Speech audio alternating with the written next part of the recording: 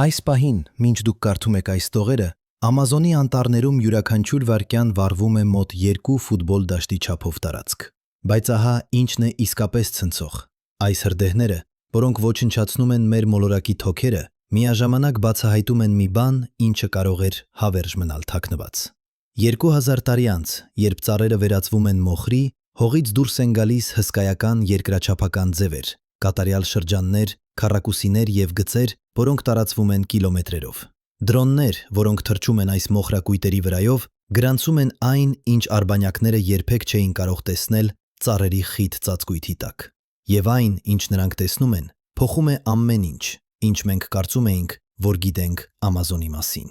2003 թվականին բրազիլացի հնագետ Միքայել Հեքենբերգերը թռչում էր փոքրիկ ինքնաթիռով Շինգու գետի վերևով։ Նա փնտրում էր հնագիտական տեղամասեր, բայց այն, ինչ նա տեսավ, գերազանցում էր նրա ամենագիտական երևակայությունը։ Անտառի մեջ բացվածքներում, որտեղ տեղական ցեղերը մաքրել էին հողը, նա նկատեց մի բան անհավանական։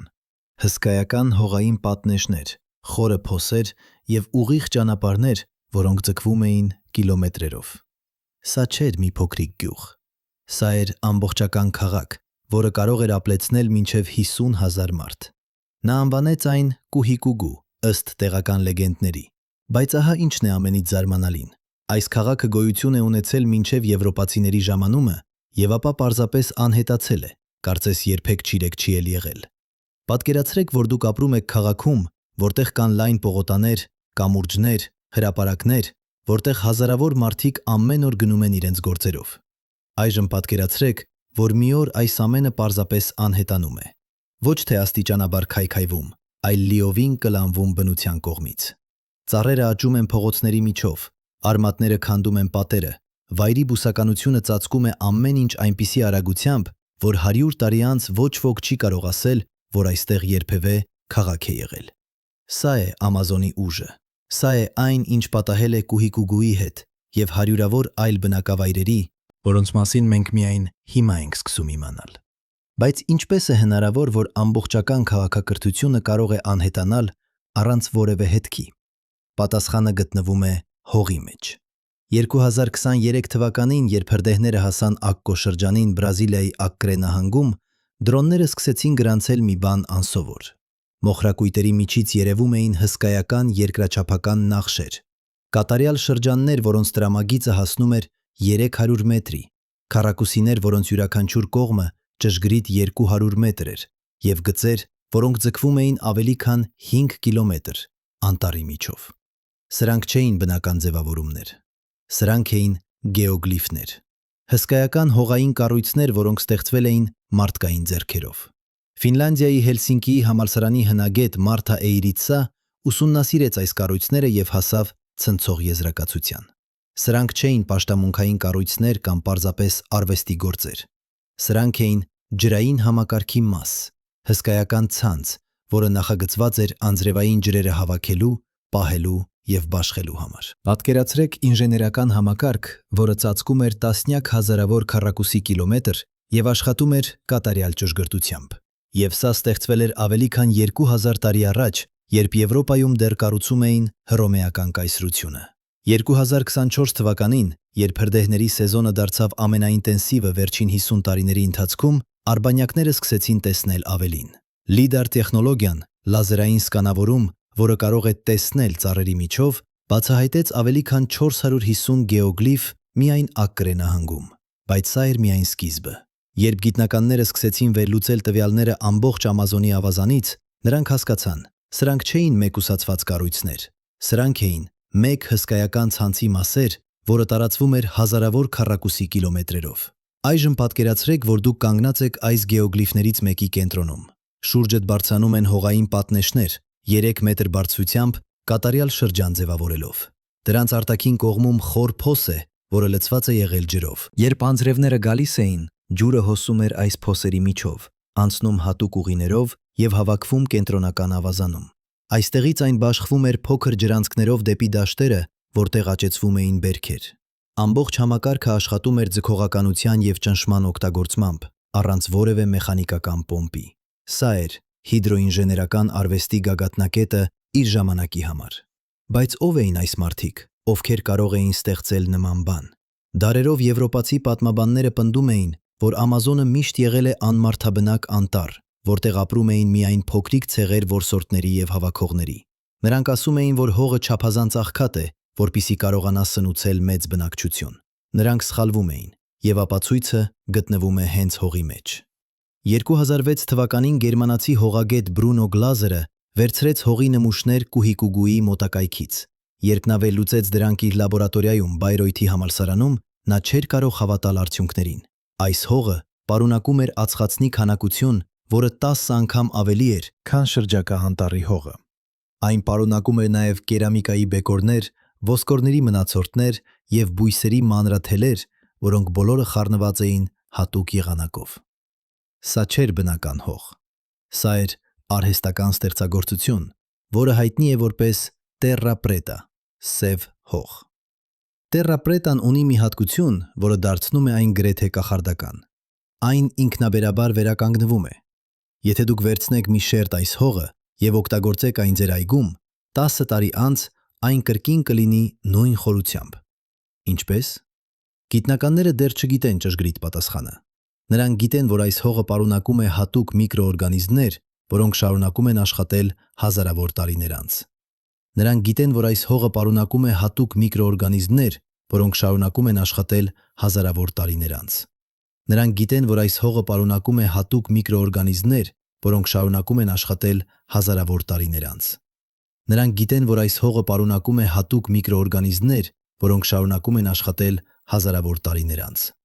Նրանք գիտեն, որ այս հողը պարունակում է հատուկ միկրոօրգանիզմներ, որոնք շարունակում են աշխատել հազարավոր տարիներ անց։ Նրանք գիտեն, որ այս հողը պարունակում է հատուկ միկրոօրգանիզմներ, որոնք շարունակում են աշխատել հազարավոր տարիներ անց։ Նրանք գիտեն, որ այս հողը պարունակում է հատուկ այլ ինքնաբերաբար վերականգնվում է։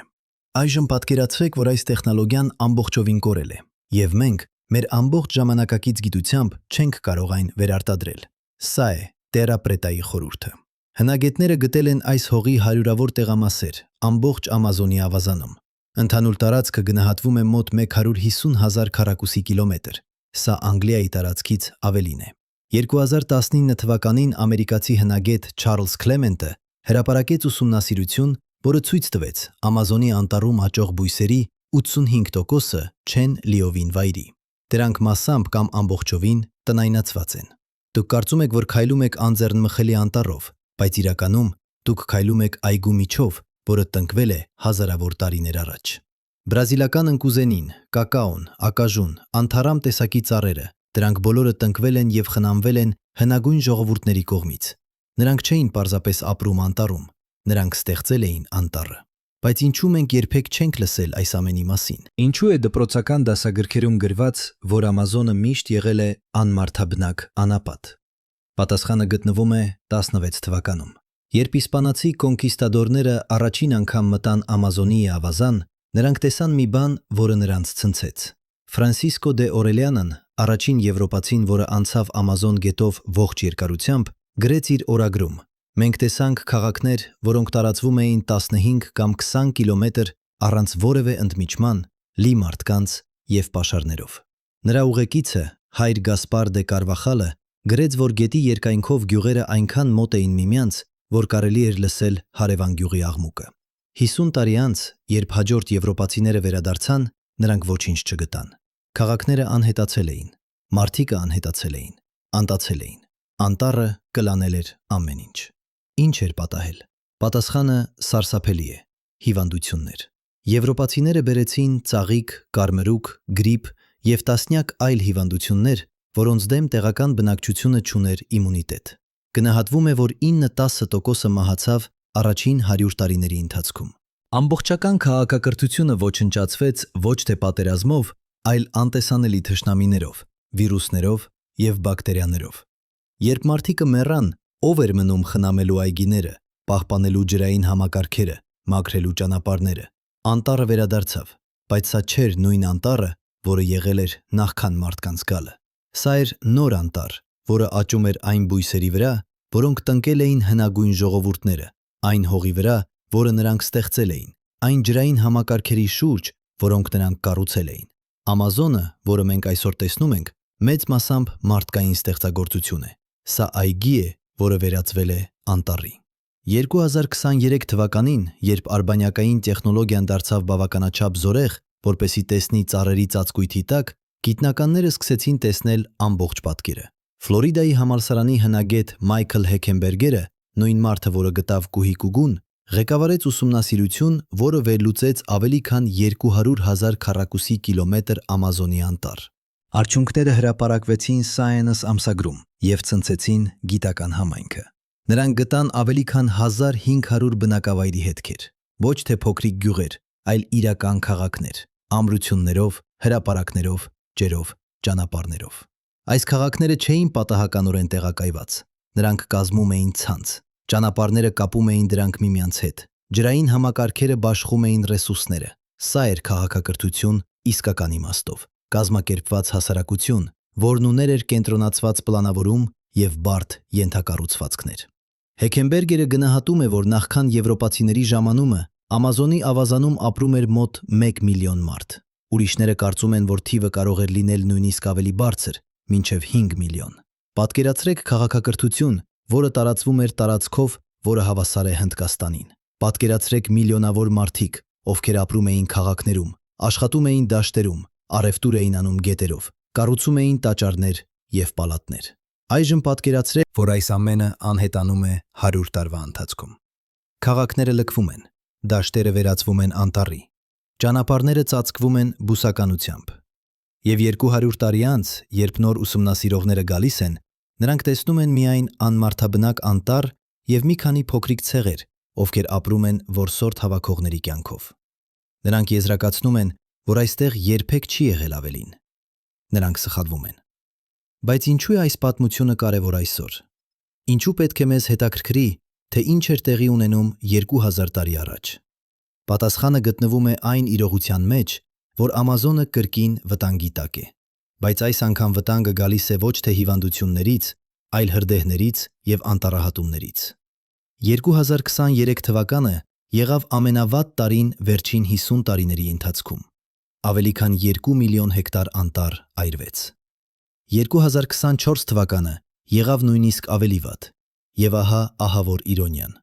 Այս հրդեհները, որոնք ոչնչացնում են անտառը,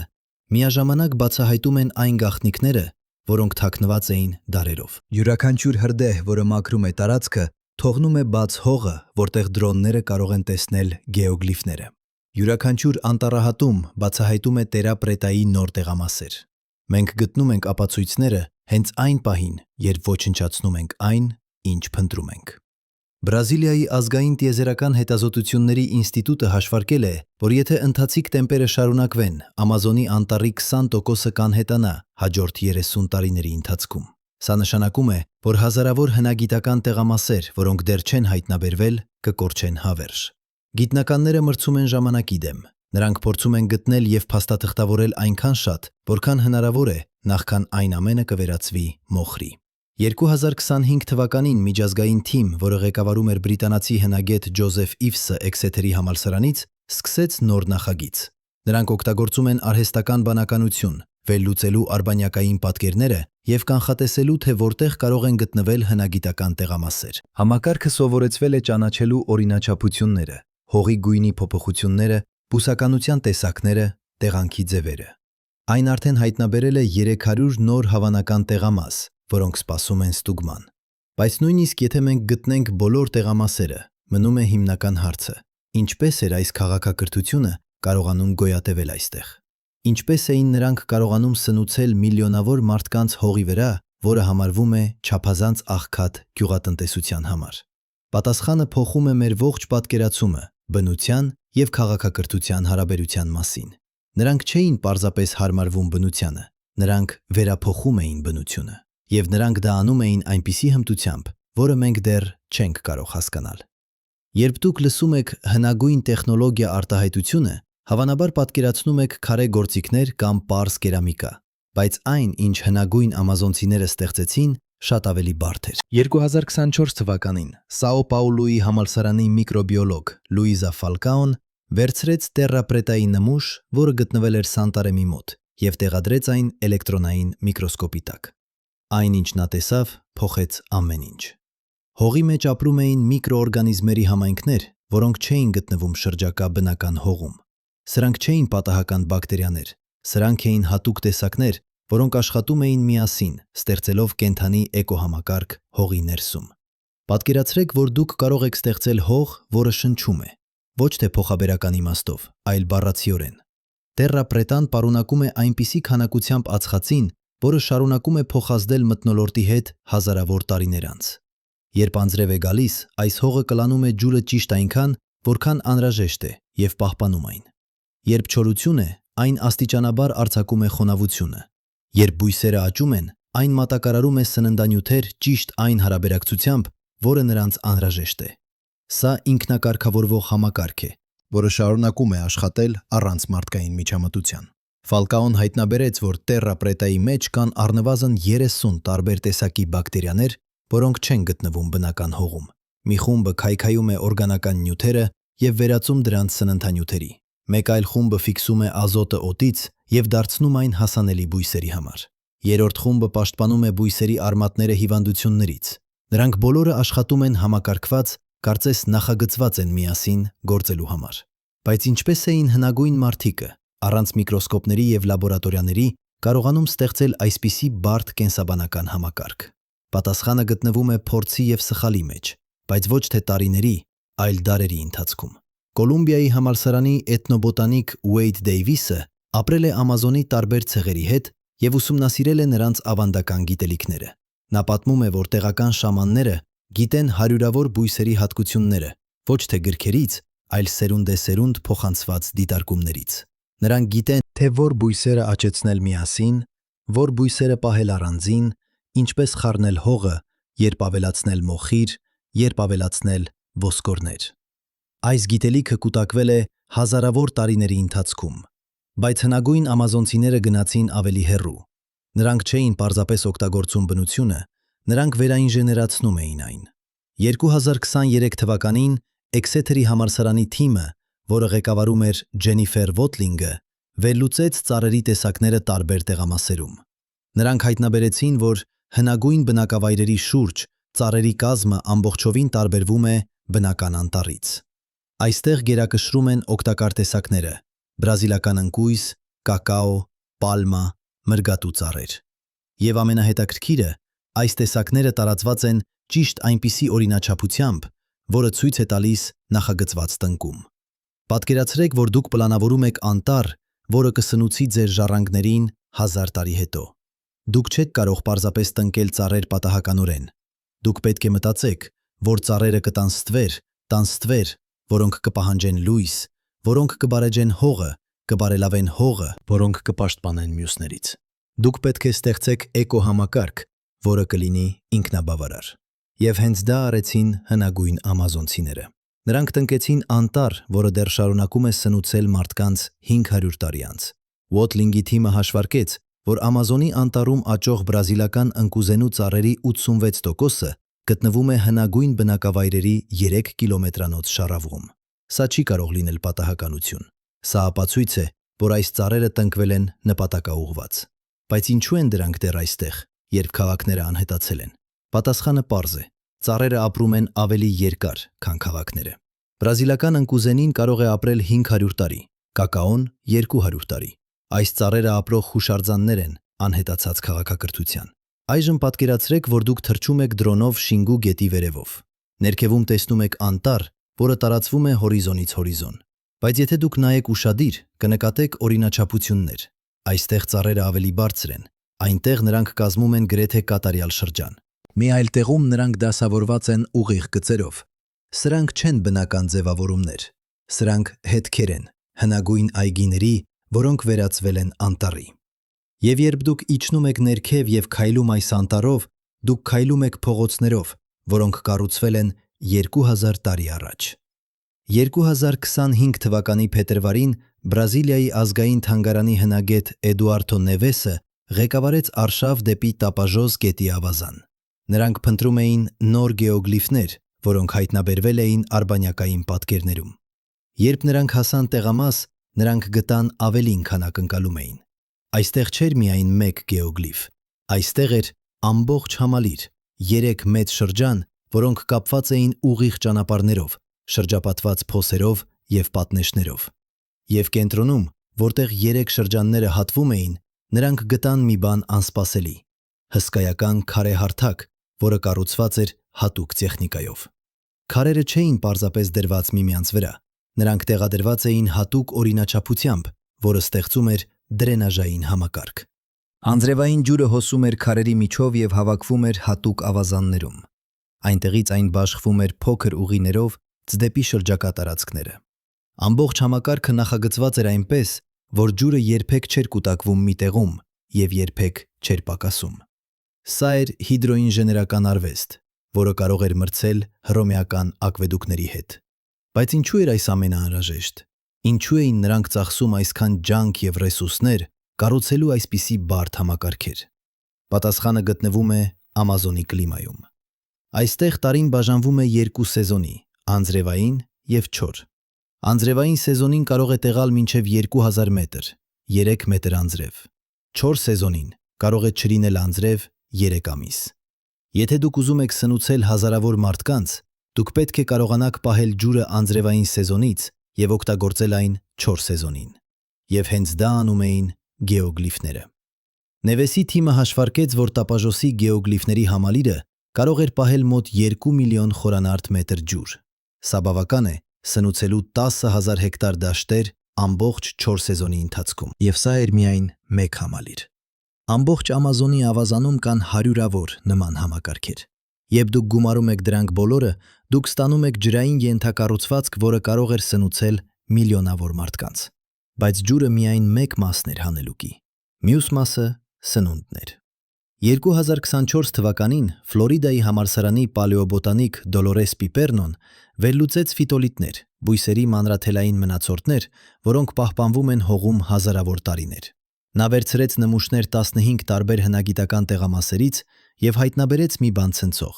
Հնագույն ամազոնցիները աճեցնում էին ոչ թե 1 կամ 2 բերք, այլ առնվազն 50 տարբեր տեսակի բույսեր։ Պատկերացրեք այգի, որտեղ միաժամանակ աճում են եգիպտացորեն, սխտոր, դդում, կարտոֆիլ, բրազիլական ընկույզ, կակաո, պապայա, անանաս և տասնյակ այլ բույսեր։ Սա չէր մոնոկուլտուրա, ինչպես ժամանակակից գյուղատնտեսությունը։ Սա էր պոլիկուլտուրա, բազմաբույսային համակարգ, որտեղ յուրաքանչյուր բույս օգնում էր մյուսներին։ Բարձր ծառերը տալիս էին ստվեր։ Ցածր բույսերը պաշտպանում էին հողը էրոզիայից։ Լոբիները ֆիքսում էին ազոտը, պալմաները տալիս էին յուղ։ Ամեն ինչ աշխատում էր միասին։ Պիպերնոն հայտնաբերեց նաև, որ հնագույն ամազոնցիները աճեցնում էին բույսեր, որոնք այսօր համարվում են վայրի։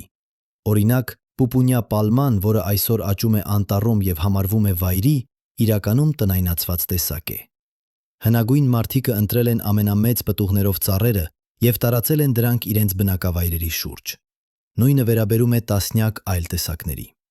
Այն, ինչ մենք այսօր տեսնում ենք որպես վայրի բնություն, իրականում հնագույն գյուղատնտեսության արդյունք է։ Այժմ պատկերացրեք, որ դուք ժամանակ եք ճանապարհորդում և վերադառնում 1000 տարի անց։ Դուք կանգնած եք Կուհիկուգուի կենտրոնական հրապարակում։ Շուրջդ բարձրանում են փայտե կառույցներ, տներ, պահեստներ, տաճարներ։ Հրապարակում հազարավոր մարդիկ են՝ առևտրականներ, արհեստավորներ, ֆերմերներ։ Նրանք խոսում են լեզվով, որը մենք այլևս չենք հասկանում։ Նրանք հագնում են հագուստներ, որոնք հյուսված են բամբակից և ներկված բույսերի գունանյութերով։ Նրանք կրում են զարդեր, պատրաստված ոսկուց, արծաթից, թանկարժեք քարերից։ Դուք քայլում եք փողոցներով, որոնք լայնությամբ 10 մետր են և ծածկված կերամիկայի բեկորներով։ Երկու կողմերում կան տներ, կառուցված փայտից և կավից, ծածկված պալմայի տերևներով։ Յուրաքանչյուր տուն ունի փոքրիկ այգի, որտեղ աճում են դեղաբույսեր և բանջարեղեններ։ Փողոցի վերջում կա հրապարակ, որտեղ մարդիկ հավաքվում են առևտուր անելու։ Այստեղ կարող եք գտնել ամեն ինչ՝ կերամիկա, գործվածքներ, գործիքներ, սնունդ, դեղամիջոցներ։ Բայց ամենահետաքրքիրը այն է, որ այս քաղաքը ոչ մեկուսացված էր։ 2023 թվականին Հեքենբերգերի թիմը վերլուծեց ճանապարհների ցանցը և հայտնաբերեց, որ Կուհիկուգուն կապված էր առնվազն 10 այլ մեծ բնակավայրերի հետ։ Ճանապարհները լայնությամբ 5 մետր էին և ձգվում էին տասնյակ կիլոմետրերով անտառի միջով։ Դրանք չէին պարզ արահետներ։ Դրանք էին իրական ճանապարհներ, հարթեցված, ամրացված եւ պահպանվող։ Պատկերացրեք, որ դուք ճանապարհորդում եք այս ճանապարհներով։ Դուք սկսում եք Կուհիկուգուից եւ գնում դեպի հարավ։ Առաջին օրը դուք անցնում եք անտառով, որտեղ ծառերը այնքան բարձր են, որ գրեթե չեն թողնում լույս, բայց ճանապարհը լայն է եւ հստակ։ Յուրաքանչյուր 5 կիլոմետրում դուք հանդիպում եք փոքրիկ բնակավայրի, մի քանի տուն, որտեղ կարող եք հանգստանալ եւ լցնել ջրի պաշարները։ Երկրորդ օրը դուք հասնում եք մեկ այլ մեծ քաղաք։ Այստեղ նույնպես կան հրապարակներ, տաճարներ, հազարավոր բնակիչներ։ Սա էր ցանց, իրական քաղաքակրթություն, որտեղ մարդիկը, գաղափարները եւ ապրանքները շարժվում էին ազատ։ Հնագետները գտել են ապացույցներ, որ Ամազոնի տարբեր մասերում ապրող մարդիկը առևտուր էին անում միմյանց հետ։ Անդերի լեռներից բերված ոսկին գտնվել է Ամազոնի ստորին հոսանքում։ Ծովափնյա խեցիները գտնվել են լեռնային շրջաններում։ Կերամիկայի ոճերը տարածվել են հազարավոր կիլոմետրերով։ Սա ապացույց է, որ գոյություն ուներ կազմակերպված առևտուր եւ կապեր։ Բայց ինչպես էր այս ամենը կազմակերպված։ Ով էր կառավարում այս քաղաքները։ Ինչպիսին էր նրանց հասարակական կառուցվածքը։ 2025 թվականին Նևեսի թիմը սկսեց պեղումներ Սանտարեմի մոտ, մի տեղամասում, որը տեղականները կոչում են Ալդեա։ Նրանք գտան հսկայական կառույցի հիմքերը, քառակուսի հարթակ, որի յուրաքանչյուր կողմը 50 մետր էր։ Կենտրոնում կար մեծ դահլիճ, որը կարող էր տեղավորել մոտ 500 մարդ։ Պատերը ծածկված էին կերամիկայի սալիկներով, որոնք ներկված էին բարդ նախշերով։ Սա չէր սովորական տուն։ Սա էր հանրային շենք, հավանաբար տաճար կամ վարչական կենտրոն։ Եվ այն փաստը, որ այն կառուցված էր այսպիսի մասշտաբով, ցույց է տալիս, որ գոյություն ուներ կենտրոնացված իշխանություն։ Ինչ որ մեկը պետք է կազմակերպեր հազարավոր մարդկանց կառուցելու այս կառույցը։ Ինչ որ մեկը պետք է հավաքեր հարկեր կամ տուրք ֆինանսավորելու շինարարությունը։ Ինչ որ մեկը պետք է ունենար իշխանություն, որոշելու թե ինչ կառուցել եւ որտեղ։ Նևեսը հայտնաբերեց նաեւ, որ այս կառույցը վերակառուցվել է առնվազն 3 անգամ։ Յուրաքանչյուր անգամ հին կառույցը քանդվել է եւ նորը կառուցվել է նույն տեղում, բայց ավելի մեծ եւ ավելի բարդ։ Սա ցույց է տալիս, որ այս քաղաքակրթությունը ոչ թե ստատիկ էր, այլ զարգացող։ Նրանք սովորում էին, բարելավվում էին, կառուցում էին ավելի լավը, եւ սա տևել է դարեր շարունակ։ Այժմ պատկերացրեք, որ դուք կանգնած եք այս տաճարի ստեպաններին եւ նայում դեպի հորիզոն։ Դուք տեսնում եք անտառ, բայց սա ոչ թե վայրի անտառ է, սա այգի է, ստեղծված եւ խնամված սերունդ։ Դուք տեսնում եք դաշտեր, որտեղ աճում են տասնյակ տարբեր բերքեր։ Դուք տեսնում եք գետը, որի երկայնքով շարված են գյուղեր։ Դուք տեսնում եք ճանապարհներ, որոնք տանում են դեպի այլ քաղաքներ։ Դուք տեսնում եք քաղաքակրթություն իր ամբողջ փառքով։ Բայց այս քաղաքակրթությունը ուներ մի հատկություն, որը դարձնում էր այն եզակի։ Այն չէր հիմնված նվաճումների եւ պատերազմների վրա։ Հնագետները չեն գտել ապացույցներ մեծ պատերազմների կամ ամրությունների։ Իհարկե կային պաշտպանական կառույցներ, բայց ոչ այնպիսիններ, ինչպիսիններ տեսնում ենք այլ հնագույն քաղաքակրթություններում։ Կուհիկուգուի փոսերը, օրինակ, չափազանց մեծ էին, լինելու պաշտպանական։ Դրանք նախագծված էին ջրի համար, ոչ թե պատերազմի։ 2024 թվականին Քեմբրիջի համալսարանի հնագետ Ջոնաս Գրեգորիուսը վերլուծեց հազարավոր կերամիկայի բեկորներ տարբեր տեղամասերից։ Նա փնտրում էր ապացույցներ բռնության, սպանության զենքեր, պաշտպանական զրահներ, պատերազմական տեսարաններ կերամիկայի վրա։ Նա գտավ շատ քիչ։ Փոխարենը նա գտավ կերամիկա, որը պատկերում էր ամենօրյա կյանքը։ Մարդիկ, որոնք աշխատում են դաշտերում, պարում են փողոցներում, նստած են միասին ուտում։ Սա չի նշանակում, որ չկային կոնֆլիկտներ։ Յուրաքանչյուր հասարակություն ունի կոնֆլիկտներ, բայց սա նշանակում է, որ այս քաղաքակրթությունը չէր կառուցված պատերազմի վրա։ Այն կառուցված էր համագործակցության վրա։ Մարդիկը աշխատում էին միասին, կառուցելու ջրային համակարգերը, պահպանելու անտառ այգիները, առևտուր անելու միմյանց հետ։ Եվ սա աշխատում էր։ Սա աշխատում էր հազարավոր տարիներ։ Բայց ապա ինչ-որ բան փոխվեց։ 16 թվականին, երբ եվրոպացիները առաջին անգամ հասան Ամազոն, նրանք տեսան բարգավաճ քաղաքակրթություն։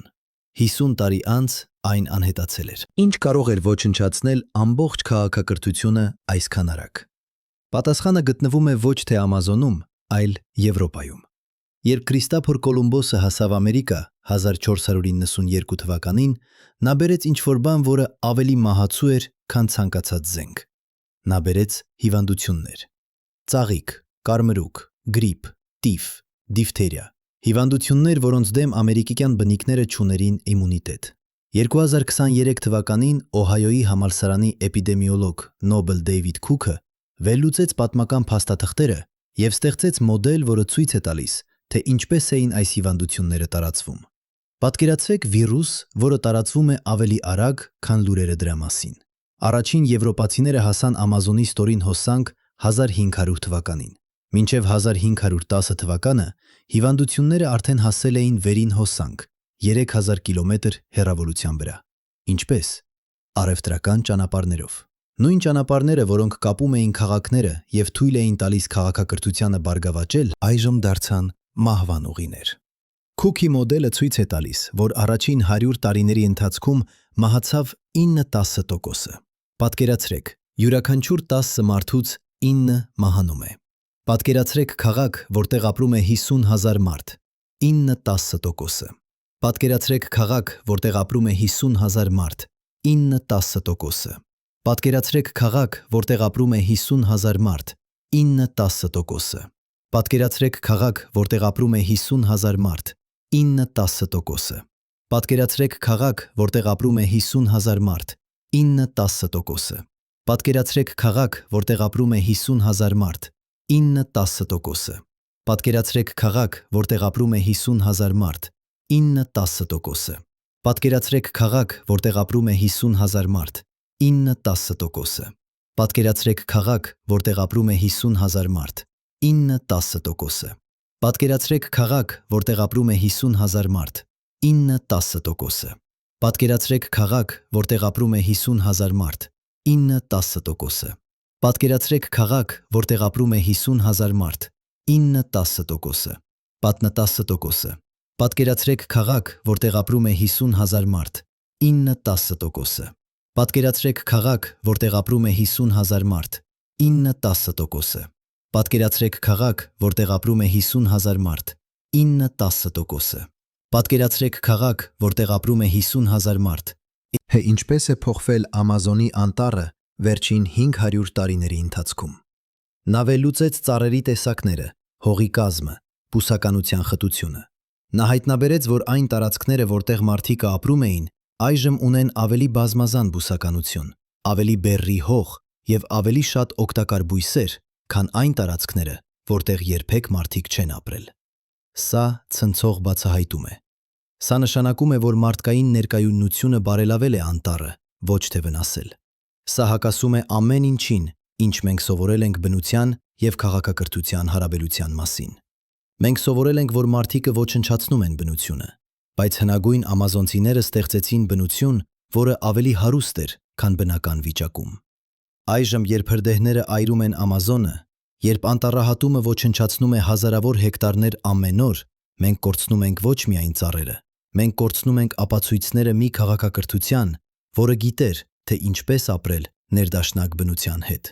Մենք կորցնում ենք գիտելիքները, որոնք կարող էին օգնել մեզ լուծել ժամանակից խնդիրները, ինչպես սնուցել աճող բնակչությունը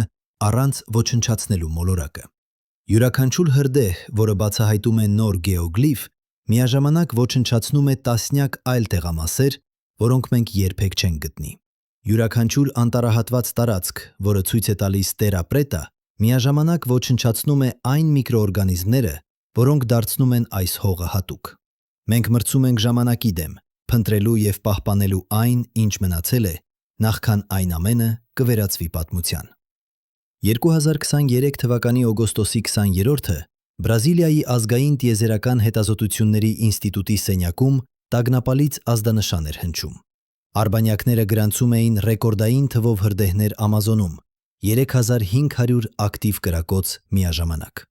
Բայց այս անգամ ինչ-որ բան այլ էր։ Լիդար տեխնոլոգիայով հագեցած դրոնները, որոնք թռչում էին այրվող տարածքների վերևով, սկսեցին գրանցել մի բան անսպասելի։ Մոխրակույտերի տակ, որտեղ ծառերը վառվել էին միայն մի քանի ժամ առաջ, երևում էին կառույցներ, որոնք փոխում էին ամեն ինչ, ինչ մենք կարծում էինք, որ գիտենք։ Պատկերացրեք, որ դուք նայում եք էկրանին, որտեղ իրական ժամանակում ցուցադրվում են արբանյակային տվյալները։ Դուք տեսնում եք կարմիր կետեր, հրդեհները։ Բայց երբ դուք միացնում եք լիդարի շերտը, դուք տեսնում եք ավելին։ Կարմիր կետերի տակ երևում են կապույտ գծեր, հսկայական երկրաչափական ձևեր, որոնք տարածվում են տասնյակ կիլոմետրերով։ Սրանք չեն մեկուսացված կառույցներ։ Սրանք մաս են ավելի մեծ ցանցի, որը ծածկում է տարածք, որը հավասար է Մեծ Բրիտանիայի տարածքին։ Մյունխենի տեխնիկական համալսարանի հեռազննման մասնագետ Հայկե Թիդեն Սորենսենը նստած էր իր լաբորատորիայում և վերլուծում արբանյակային պատկերները, երբ նկատեց մի բան, որը նրան ստիպեց կանգ առնել։ Ակրե նահանգում, որտեղ հրդեհները եղել էին ամենաինտենսիվ, լիդարը ցույց էր տալիս ոչ թե պատահական գեոգլիֆներ, այլ ճշգրիտ մաթեմատիկական օրինաչափություններ։ Շրջանները տեղակայված էին ճիշտ 3 կիլոմետր հեռավորության վրա միմյանցից։ Քառակուսիները կողմնորոշված էին ճշգրիտ հյուսիս-հարավ առանցքով։ Գծերը հատվում էին կատարյալ անկյուններով։ Սա չէր պատահականություն, սա էր մաթեմատիկա։ Սորենսենը սկսեց հաշվարկել։ Եթե յուրաքանչյուր շրջան տեղակայված է 3 կիլոմետր հեռավորության վրա, և նա արդեն տեսնում էր 450 շրջան, ապա ամբողջ ցանցը պետք է ծածկեր մոտ 6000 քառակուսի կիլոմետր։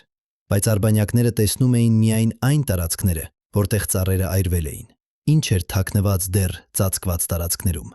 Նա ստեղծեց մաթեմատիկական մոդել, որը կանխատեսում էր, թե որտեղ պետք է լինեին հաջորդ կառույցները։ Երբ նա համեմատեց իր կանխատեսումները նոր արբանյակային տվյալների հետ, նա հայտնաբերեց, որ ճշգրտությունը 9-10-3% էր։ Սա նշանակում էր, որ հնագույն ամազոնցիները չէին պարզապես կառուցում պատահական կառույցներ, նրանք հետևում էին ճշգրիտ պլանի։ Նրանք ունեին մաթեմատիկական գիտելիքներ, որոնք թույլ էին տալիս նրանց ստեղծել հսկայական ցանց կատարյալ համաչափությամբ։ Բայց ինչու։ Ինչու էր այսքան կարևոր, որ շրջանները լինեին ճիշտ 3 կիլոմետր հեռավորության վրա։ Ինչու էր անհրաժեշտ, որ ամեն ինչ լինի այսքան ճշգրիտ։ 2024 թվականի նոյեմբերին Սորենսենի թիմը հրապարակեց իրենց հայտնագործությունները Nature ամսագրում։ Հոդվածը ցնցեց գիտական համայնքը։ Նրանք ցույց էին տվել, որ գեոգլիֆների ցանցը ոչ միայն ջրային համակարգ էր, այն նաև աստղագիտական դիտարկումների համակարգ էր։ Շրջանների տեղակայումը համապատասխանում էր որոշակի աստղերի դիրքերին երկնքում։ Քառակուսիների կողմնորոշումը համընկնում էր արևածագի և արևամուտի ուղղությունների հետ տարվա որոշակի օրերին։ Սա էր աստղագիտություն, երկրաչափություն և ինժեներություն միավորված մեկ համակարգում։ Պատկերացրեք, որ դուք կանգնած եք գեոգլիֆի կենտրոնում ամառային արևադարձի օրը։ Արևը ծագում է ճիշտ այնտեղ, որտեղ ցույց է տալիս արևելյան պատնեշը։ Այն անցնում է երկնքով և մայր մտնում ճիշտ այնտեղ, որտեղ ցույց է տալիս արևմտյան պատնեշը։ Որտեղ ցույց է տալիս արևմտյան պատնեշը։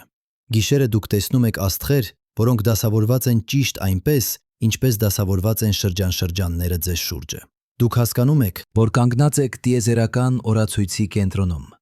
Կառույց, որը միաժամանակ ծառայում է որպես ջրային համակարգ, գյուղատնտեսական գործիք և աստղագիտական դիտարկետ։ Բայց ինչու էր այս ամենը անհրաժեշտ։ Պատասխանը գտնվում է Ամազոնի կլիմայի բարդությունում։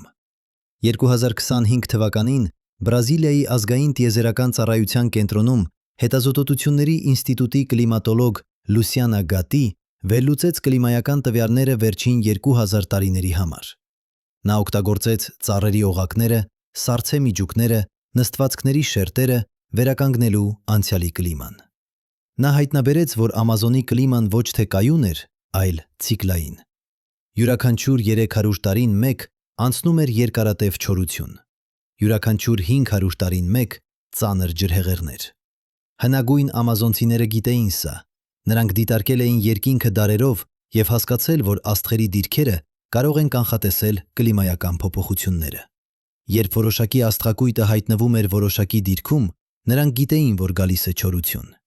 Երբ մեկ այլ աստղակույտը, նրանք պատրաստվում էին ջրհեղեղների։ Եվ նրանք կառուցեցին իրենց ջրային համակարգերը այնպես, որ կարողանային գոյատևել երկու ծայրահեղությունների դեպքում։ Գատին հաշվարկեց, որ գեոգլիֆների ցանցը կարող էր պահել բավարար ջուր, գոյատևելու 3 տարվա չորության։ Միաժամանակ այն կարող էր արագ դատարկվել ջրհեղեղների ժամանակ, կանխելու հողի էրոզիան։ Սա էր ինժեներություն, որը հաշվի էր առնում ոչ միայն սովորական տարիները, այլ նաև ծայրահեղ իրադարձությունները։ Սա էր համակարգ, որը նախագծված էր դարերով գործելու համար։ 2025 թվականի մարտին Օքսֆորդի համալսարանի հնագետ Ռոբին Բենդրեյը ղեկավարեց արշավ դեպի Ռոնդոնիա նահանգ, որտեղ խրդեհները բացահայտել էին նոր տեղամասեր։ Նրանք փորեցին 5 մետր խորությամբ և գտան ինչ-որ բան անհավանական։ Հողի շերտերը ցույց էին տալիս, որ այս տեղամասը բնակեցված էր ոչ թե հարյուրավոր, այլ հազարավոր տարիներ։ Ամենախորը շերտը թվագրվեց մոտ 4500 տարի առաջ։ Սա նշանակում էր, որ մարդիկը ապրում էին այստեղ 2500 տարի, նախքան եվրոպացիների ժամանում։ Բայց ամենահետաքրքիրը այն էր, որ յուրաքանչյուր շերտ ցույց էր տալիս տարբեր տեխնոլոգիաներ։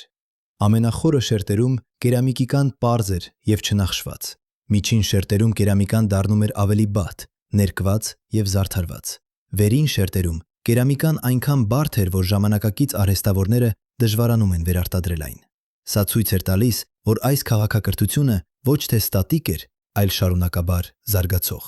Նրանք սովորում էին, փորձարկում էին, բարելավում էին իրենց տեխնոլոգիաները դարերով։ Բենդրեի թիմը գտավ նաև ապացույցներ, որ այս մարդիկը ունեին գրավոր համակարգ։ Ոչ թե այն իմաստով, ինչպես մենք հասկանում ենք գրությունը, այլ խորհրդանշանների համակարգ, որը փորագրված էր կերամիկայի և քարերի վրա։ Յուրաքանչյուր խորհրդանիշ ներկայացնում էր որոշակի գաղափար կամ օբյեկտ։ Երբ դրանք դասավորվում էին որոշակի հաջորդականությամբ, նրանք պատմում էին պատմություններ։ Սա չէր լիարժեք գրավոր լեզու, բայց սա էր քայլ դեպի այն։ Պատկերացրեք, որ դուք գտնում եք կերամիկայի բեկոր, որի վրա փորագրված են խորհրդանիշներ։ Առաջին խորհրդանիշը ցույց է տալիս արևը, երկրորդը ջուրը, երրորդը ծառը, չորրորդը մարդուն։ Դուք կարդում եք այն որպես պատմություն։ Երբ արևը բարձր է, ջուրը քիչ է, ծառերը չորանում են, մարդիկը պետք է աշխատեն։ Սա հրահանգ է, ուղեցույց, գիտելիքի փոխանցում, և այն փորագրված է կերամիկայի վրա, որպեսզի պահպանվի սերունդեսերունդ։ 2025 թվականի մայիսին Սաո Պաուլոյի համալսարանի լեզվաբան Մարիա Ֆերնանդա Գոմեսը սկսեց վերլուծել այս խորհրդանիշները։ Նա հավաքեց ավելի քան 3000 օրինակ տարբեր տեղամասերից և փորձեց գտնել օրինաչափություններ։ Նա հայտնաբերեց, որ որոշակի խորհրդանիշներ կրկնվում էին որոշակի համատեքստերում։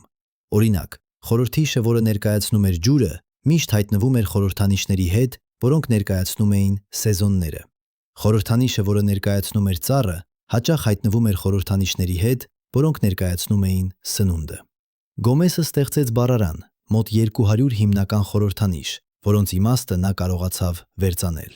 Սա չէր բավարար։ Կարդալու ամբողջական տեքստեր, բայց սա էր սկիզբ։ Եվ այն, ինչ նա կարդաց, ցույց էր տալիս, որ հնագույն ամազոնցիները ունեին խորը գիտելիքներ աստղագիտության, գյուղատնտեսության, բժշկության և էկոլոգիայի մասին։ Նրանք գիտեին, թե երբ տնկել, երբ հունձել, ինչպես բուժել հիվանդությունները, ինչպես պահպանել անտառը։ Բայց ամենազարմանալին այն էր, որ նրանք նաև գիտեին, որ իրենց քաղաքակրթությունը մի օր կարող է անհետանալ։ Բենդրեի թիմը գտավ կերամիկայի բեկորներ, որոնց վրա փորագրված էին տեսարաններ, որոնք ցույց էին տալիս լքված քաղաքներ ծածկված անտառով։ Սրանք չէին պատմական գրառումներ, սրանք էին նախազգուշացումներ։ Հնագույն ամազոնցիները փորձում էին ասել ինչ-որ բան իրենց ժառանգներին։ Մենք ստեղծեցինք այս ամենը, բայց այն կարող է կորչել։ Պահպանեք այն, հիշեք այն։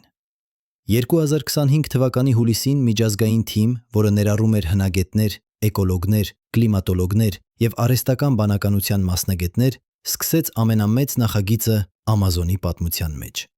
Նրանք անվանեցին այն «Կորած այգու նախագիծ»։ Նպատակը պարզ էր՝ գտնել և փաստաթղթավորել բոլոր հնագիտական տեղամասերը, նախքան դրանք կոչնչացվեն։ Նրանք օգտագործեցին արհեստական բանականություն, վերլուծելու արբանյակային պատկերները և կանխատեսելու, թե որտեղ կարող են լինել տեղամասեր։ Նրանք օգտագործեցին դրոններ՝ հաստատելու կանխատեսումները։ Նրանք օգտագործեցին տեղական համայնքները՝ ուղեցույց լինելու և պաշտպանելու տեղամասերը։ Առաջին 6 ամսում նրանք հայտնաբերեցին ավելի քան 500 նոր տեղամաս։ Սրանցից յուրաքանչյուրը պատմում էր պատմություն։ Մի տեղամասում նրանք գտան հսկայական պահեստ՝ լի կերամիկայի ամանների, որոնք պարունակել էին սերմեր։ Այս սերմերը, որոնք պահպանվել էին 2000 տարի, դեռ կարող էին աճել։ Մեկ այլ տեղամասում նրանք գտան արհեստանոց, որտեղ պատրաստվում էր տերրա պրետա։ Հողի նմուշները ցույց էին տալիս ճշգրիտ ռեցեպտը՝ 40% ածուխ, 30% կերամիկայի փոշի, 20% ոսկորների փոշի, 10% բուսական նյութեր։ Երրորդ տեղամասում նրանք գտան մի բան, որը փոխեց ամեն ինչ։ Սա էր գրադարան։ Ոչ թե գրքերով, այլ կերամիկայի սալիկներով, որոնց վրա փորագրված էին հազարավոր խորհրդանիշներ։ Յուրաքանչյուր սալիկ պատմում էր պատմություն կամ փոխանցում գիտելիք։ Մի սալիկը բացատրում էր, թե ինչպես ստեղծել տերրապրետա, մեկ այլը ցույց էր տալիս, թե ինչպես կառուցել ջրային համակարգ։ Երրորդը թվարկում էր բոլոր բույսերը, որոնք կարող էին օգտագործվել որպես դեղամիջոց։ Սա էր էնցիկլոպեդիա, փորագրված քարի վրա, նախագծված գոյատևելու հավերժ։ Գոմեսի թիմը սկսեց թարգմանել այս սալիկները։ Աշխատանքը դանդաղ էր և դժվար, բայց յուրաքանչյուր նոր թարգմանություն բացահայտում էր ավելի շատ։ Նրանք իմացան, որ հնագույն ամազոնցիները ունեին բժշկական գիտելիքներ, որոնք մի քանի դեպքում գերազանցում էին ժամանակակից բժշկությունը։ Նրանք օգտագործում էին բույսեր, որոնք պարունակում էին հակաբիոտիկներ, 1000 տարի առաջ, քան Ալեքսանդր Ֆլեմինգը հայտնաբերեց պենիցիլինը։ Նրանք ունեին վիրահատական գործիքներ, որոնք պատրաստված էին օբսիդիանից և այնքան սուր էին, որ կարող էին մրցել ժամանակակից սկալպելների հետ։ 2025 թվականի սեպտեմբերին կորած այգու նախագիծը հրապարակեց իր առաջին մեծ զեկույցը։ Զեկույցը պարունակում էր ավելի քան 1000 էջ լի տվյալներով, քարտեզներով, լուսանկարներով և վերլուծություններով։ Բայց ամենակարևոր եզրակացությունը կարող էր ամփոփվել մեկ նախադասությամբ. Ամազոնը ոչ թե անմարդաբնակ անտառ է, որը պատահաբար բնակեցվել է մարդկանց կողմից, այլ այգի է, որը նպատակաուղղված ստեղծվել է հազարավոր տարիների ընթացքում և ապա լքվել վերածվելու անտառի։ Այս եզրակացությունը ուներ խորը հետևանքներ։ Եթե Ամազոնը մարդկային ստեղծագործություն է, ապա ով ունի իրավունք որոշելու դրա ճակատագիրը։ Եթե հնագույն ամազոնցիները կարողացան ստեղծել բարգավաճ քաղաքակրթություն առանց ոչնչացնելու անտառը, ապա ինչու մենք չենք կարող անել նույնը։ Եթե նրանք ունեին տեխնոլոգիաներ, որոնք մենք դեռ չենք կարող հասկանալ, ապա ինչ այլ գիտելիքներ ենք մենք կորցրել։ 2025 թվականի հոկտեմբերին Բրազիլիայի կառավարությունը հայտարարեց նոր պաշտպանված տարածքների ստեղծման մասին, ընդհանուր մակերեսով 50,000 քառակուսի կիլոմետր։ Այս տարածքները ընտրվեցին հատուկ այնպես, որ ներառեին ամենակարևոր հնագիտական տեղամասերը։ Բայց սա էր միայն սկիզբը։ Միջազգային համայնքը սկսեց ճնշում գործադրել այլ երկրների վրա, որոնք ունեին Ամազոնի անտառի մասեր՝ Պերու, Կոլումբիա, Վենեսուելա, Էկվադոր։ Նրանք պահանջում էին նմանատիպ պաշտպանված տարածքներ, բայց ժամանակը սպառվում էր։ 2025 թվականի նոյեմբերին հրդեհների սեզոնը կրկին սկսվեց։ Այս անգամ դրանք ավելի ինտենսիվ էին, քան երբևէ։ Կլիմայական փոփոխությունները դարձրել էին անտառը ավելի չոր և ավելի խոցելի։ Յուրաքանչյուր օր կորչում էր տաճում էր տարածք, որը հավասար էր 2000 ֆուտբոլ դաշտի։ Յուրաքանչյուր օր ոչնչացվում էին հնագիտական տեղամասեր, որոնք երբեք չէին հայտնաբերվել։ Կորած այգու նախագիծը ինտենսիվացրեց իր աշխատանքները։ Նրանք աշխատում էին 24 ժամ օրը, վերլուծելով նոր արբանյակային պատկերները, ուղարկելով դրոններ, կազմակերպելով արշավներ։ Նրանք գիտեին, որ յուրաքանչյուր օր կարող է լինել վերջինը որոշակի տեղամասի համար։ Նրանք գիտեին, որ մրցում էին ժամանակի դեմ, և նրանք գիտեին, որ կորցնում էին։ 2025 թվականի դեկտեմբերին Լոնդոնում տեղի ունեցավ միջազգային կոնֆերանս, նվիրված Ամազոնի հնագիտական ժառանգությանը։ Հարյուրավոր գիտնականներ, քաղաքական գործիչներ, բնապահպանողներ և տեղական համայնքների ներկայացուցիչներ հավաքվեցին քննարկելու, թե ինչպես պահպանել այն, ինչ մնացել է։ Բանավեճերը լարված էին։ Մի կողմից էին նրանք, ովքեր պահանջում էին ամբողջական արգելք անտառահատումների և հրդեհների վրա։ Մյուս կողմից էին նրանք, ովքեր պնդում էին, որ տեղական համայնքները ունեն իրավունք օգտագործել հողը։ Բայց կոնֆերանսի ընթացքում տեղի ունեցավ մի բան, որը փոխեց քննարկման ուղղությունը։ Բրազիլիայի տեղական համայնքի ներկայացուցիչ 100 տարեկան կին, որի անունը Յարա էր, խոսեց իր ժողովրդի պատմության մասին։ Նա պատմեց, թե ինչպես են նրա նախնիները դարերով ապրել անտառում, ինչպես են նրանք պահպանել գիտելիքները, որոնք փոխանցվել են սերունդեսերունդ։ Նա պատմեց, թե ինչպես են նրանք դեռ օգտագործում տերրապրետա, թեև չգիտեն, թե ինչպես է այն ստեղծվել։ Նա պատմեց, թե ինչպես են նրանք դեռ տնկում ծառեր այն օրինաչափությամբ, որը սովորել են իրենց նախնիներից։ Յարան ասաց մի բան, որը ստիպեց բոլորին լռել։ Դուք փնտրում եք կորած քաղաքակրթություն, բայց այն չի կորել, այն այստեղ է, մեր մեջ։ Մենք ենք այդ քաղաքակրթության ժառանգները, մեր լեզուն, մեր գիտելիքները, մեր ավանդույթները, դրանք բոլորը գալիս են այն ժամանակներից։ Դուք ուզում եք պահպանել անցյալը, բայց մենք ենք անցյալը։ Պահպանեք մեզ, և դուք կպահպանեք ամեն ինչ։ Այս խոսքերը փոխեցին ամեն ինչ։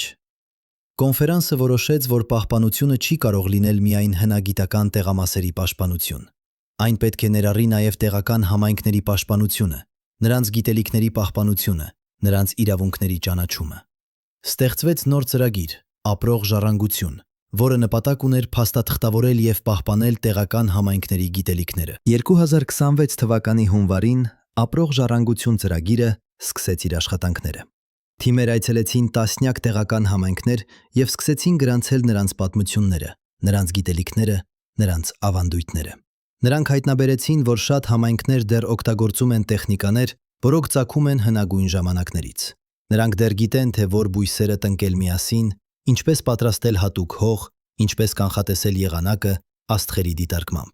Մի համայնքում նրանք գտան ծերունի, որը դեռ գիտեր, թե ինչպես կարդալ խորհրդանիշները կերամիկայի վրա։ Նա սովորել էր սա իր պապից, ով սովորել էր իր պապից, և այսպես սերունդ։ Նա ցույց տվեց նրանց կերամիկայի բեկորներ, որոնք նրա ընտանիքը պահպանել էր դարերով։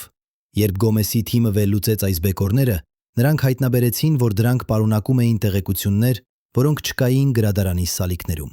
Սա էր նոր գիտելիք, կամ ավելի ճիշտ, հին գիտելիք, որը պահպանվել էր այլ ուղիով։ Մեկ այլ համայնքում նրանք հանդիպեցին կնոջ, որը դեռ պատրաստում էր տերրա պրետա։ Նա չգիտեր գիտական բացատրությունը, բայց նա գիտեր ճշգրիտ քայլերը։ Նա ցույց տվեց նրանց, թե ինչպես հավաքել ածուխը, ինչպես աղալ կերամիկան, ինչպես խառնել ամեն ինչ հատուկ հարաբերակցությամբ, ինչպես թողնել այն հասունանալու 6 ամիս։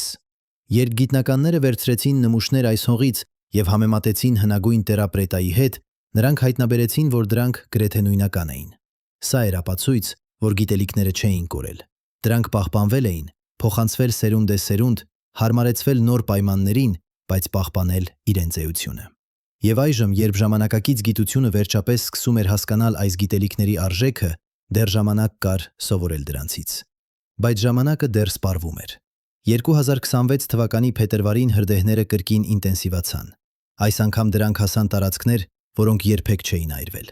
Գիտնականները հաշվարկեցին, որ եթե ընթացիկ տեմպերը շարունակվեն, Ամազոնի անտառի 25%-ը կանհետանա հաջորդ 20 տարիների ընթացքում։ Սա նշանակում էր, որ հազարավոր հնագիտական տեղամասեր, որոնք դեռ չեն հայտնաբերվել, կկորչեն հավերժ։ Սա նշանակում էր, որ տեղական համայնքները, որոնք պահպանում են հնագույն գիտելիքները, կկորցնեն իրենց հողերը և կկորցնեն իրենց ինքնությունը։ Կորած այգու նախագիծը և ապրող ժառանգություն ծրագիրը միավորեցին իրենց ջանքերը։ Նրանք ստեղծեցին նոր ռազմավարություն։ Ոչ միայն փաստաթղթավորել անցյալը, այլ նաև օգտագործել այն ապագան ստեղծելու համար։ Նրանք սկսեցին աշխատել տեղական համայնքների հետ, վերականգնելու հնագույն գյուղատնտեսական տեխնիկաները, վերակառուցելու ջրային համակարգերը, վերատնկելու անտառ այգիները։ Նպատակը պարզ էր՝ ցույց տալ, որ հնագույն ամազոնցիների մոդելը կարող է աշխատել նաև այսօր։ Առաջին փորձնական նախագիծը սկսվեց Շինգու գետի ավազանում։ Տեղական համայնքը գիտնականների օգնությամբ սկսեց վերականգնել հնագույն գեոգլիֆ։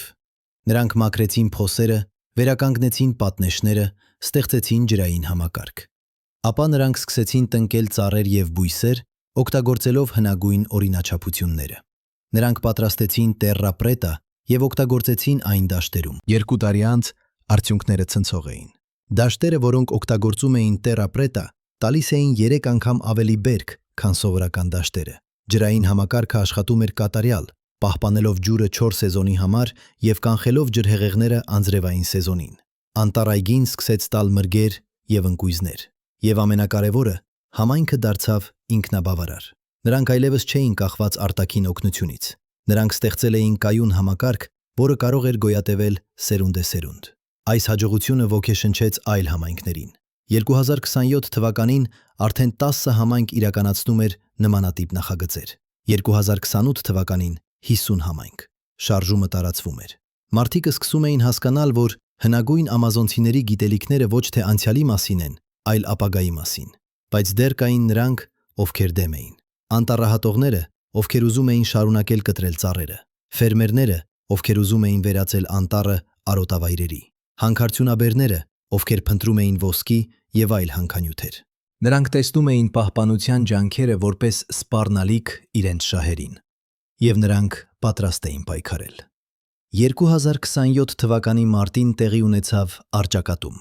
Անտառահատողների խումբ փորձեց մտնել պաշտպանված տարածք և սկսել հատումներ։ Տեղական համայնքը գիտնականների և բնապահպանողների աջակցությամբ արգելափակեց ճանապարհները։ Լարվածությունը աճում էր։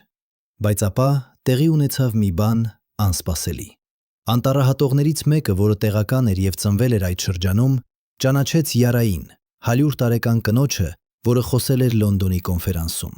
Նա հիշեց, թե ինչպես էր նա, երբ երեխա էր, լսում Յարայի պատմությունները իր ժողովրդի մասին։ Նա կանգ առավ։ Նա նայեց շուրջը, ծառերին, որոնք նա պատրաստվում էր կտրել, հողին, որը նա պատրաստվում էր ոչնչացնել։ Եվ նա հասկացավ, որ այս ամենը ոչ թե պարզապես անտառ էր։ Սա էր նրա նախնիների ժառանգությունը։ Սա էր նրա ինքնությունը։ Նա դարձավ դեպի իր ընկերները և ասաց. «Մենք չենք կարող սա անել։ Սա մեր պատմությունն է։ Սա մեր ապագան է»։ Մեկը մեկի հետևից անտառահատողները սկսեցին հեռանալ։ Ոչ բոլորը, բայց բավականաչափ շատերը։ Եվ նրանցից ոմանք, ովքեր մնացին, սկսեցին աշխատել համայնքի հետ, ոչ թե կտրելու ծառերը, այլ տնկելու դրանք։ Նրանք սկսեցին սովորել հնագույն տեխնիկաները։ Նրանք դարձան պահպանողներ, ոչ թե ոչնչացնողներ։ Սա էր շրջադարձային պահ։ Սա ցույց տվեց, որ փոփոխությունը հնարավոր է։ Սա ցույց տվեց, որ մարդիկը կարող են ընտրել այլ ճանապարհ։ Եվ սա ցույց տվեց, որ հնագույն ամազոնցիների ժառանգությունը ոչ թե մեռած անցյալ է, այլ ապրող ներկա և հույսով լի ապագա։ 2027 թվականի հունիսին, երբ արբանյակները գրանցեցին ամենացածր հրդեհների թիվը վերջին 10 տարիների ընթացքում, կորած այգու նախագիծը հրապարակեց զեկույց, որը ստիպեց ամբողջ գիտական համայնքին վերագնահատել ամեն ինչ, ինչ մենք կարծում էինք, որ գիտենք քաղաքակրթության մասին։ Զեկույցը հիմնված էր 3 տարվա ինտենսիվ հետազոտությունների վրա և պարունակում էր տվյալներ ավելի քան 2000 հնագիտական տեղամասերից։ Բայց ամենացնցող բացահայտումը չէր վերաբերում անցյալին, այն վերաբերում էր ներկային և ապագային։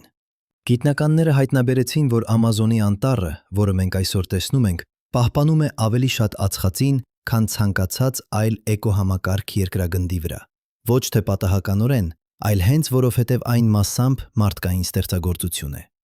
Հնագույն ամազոնցիները, երբ ստեղծում էին իրենց անտառ այգիները, ընտրում էին ծառերի այնպիսի համադրություն, որը մաքսիմալացնում էր ածխածնի կլանումը։ Նրանք տնկում էին խորը արմատներով ծառեր, որոնք պահպանում էին ածխածինը հողում։ Նրանք ստեղծում էին terra preta, որը կլանում և պահպանում էր ածխածինը հազարավոր տարիներ։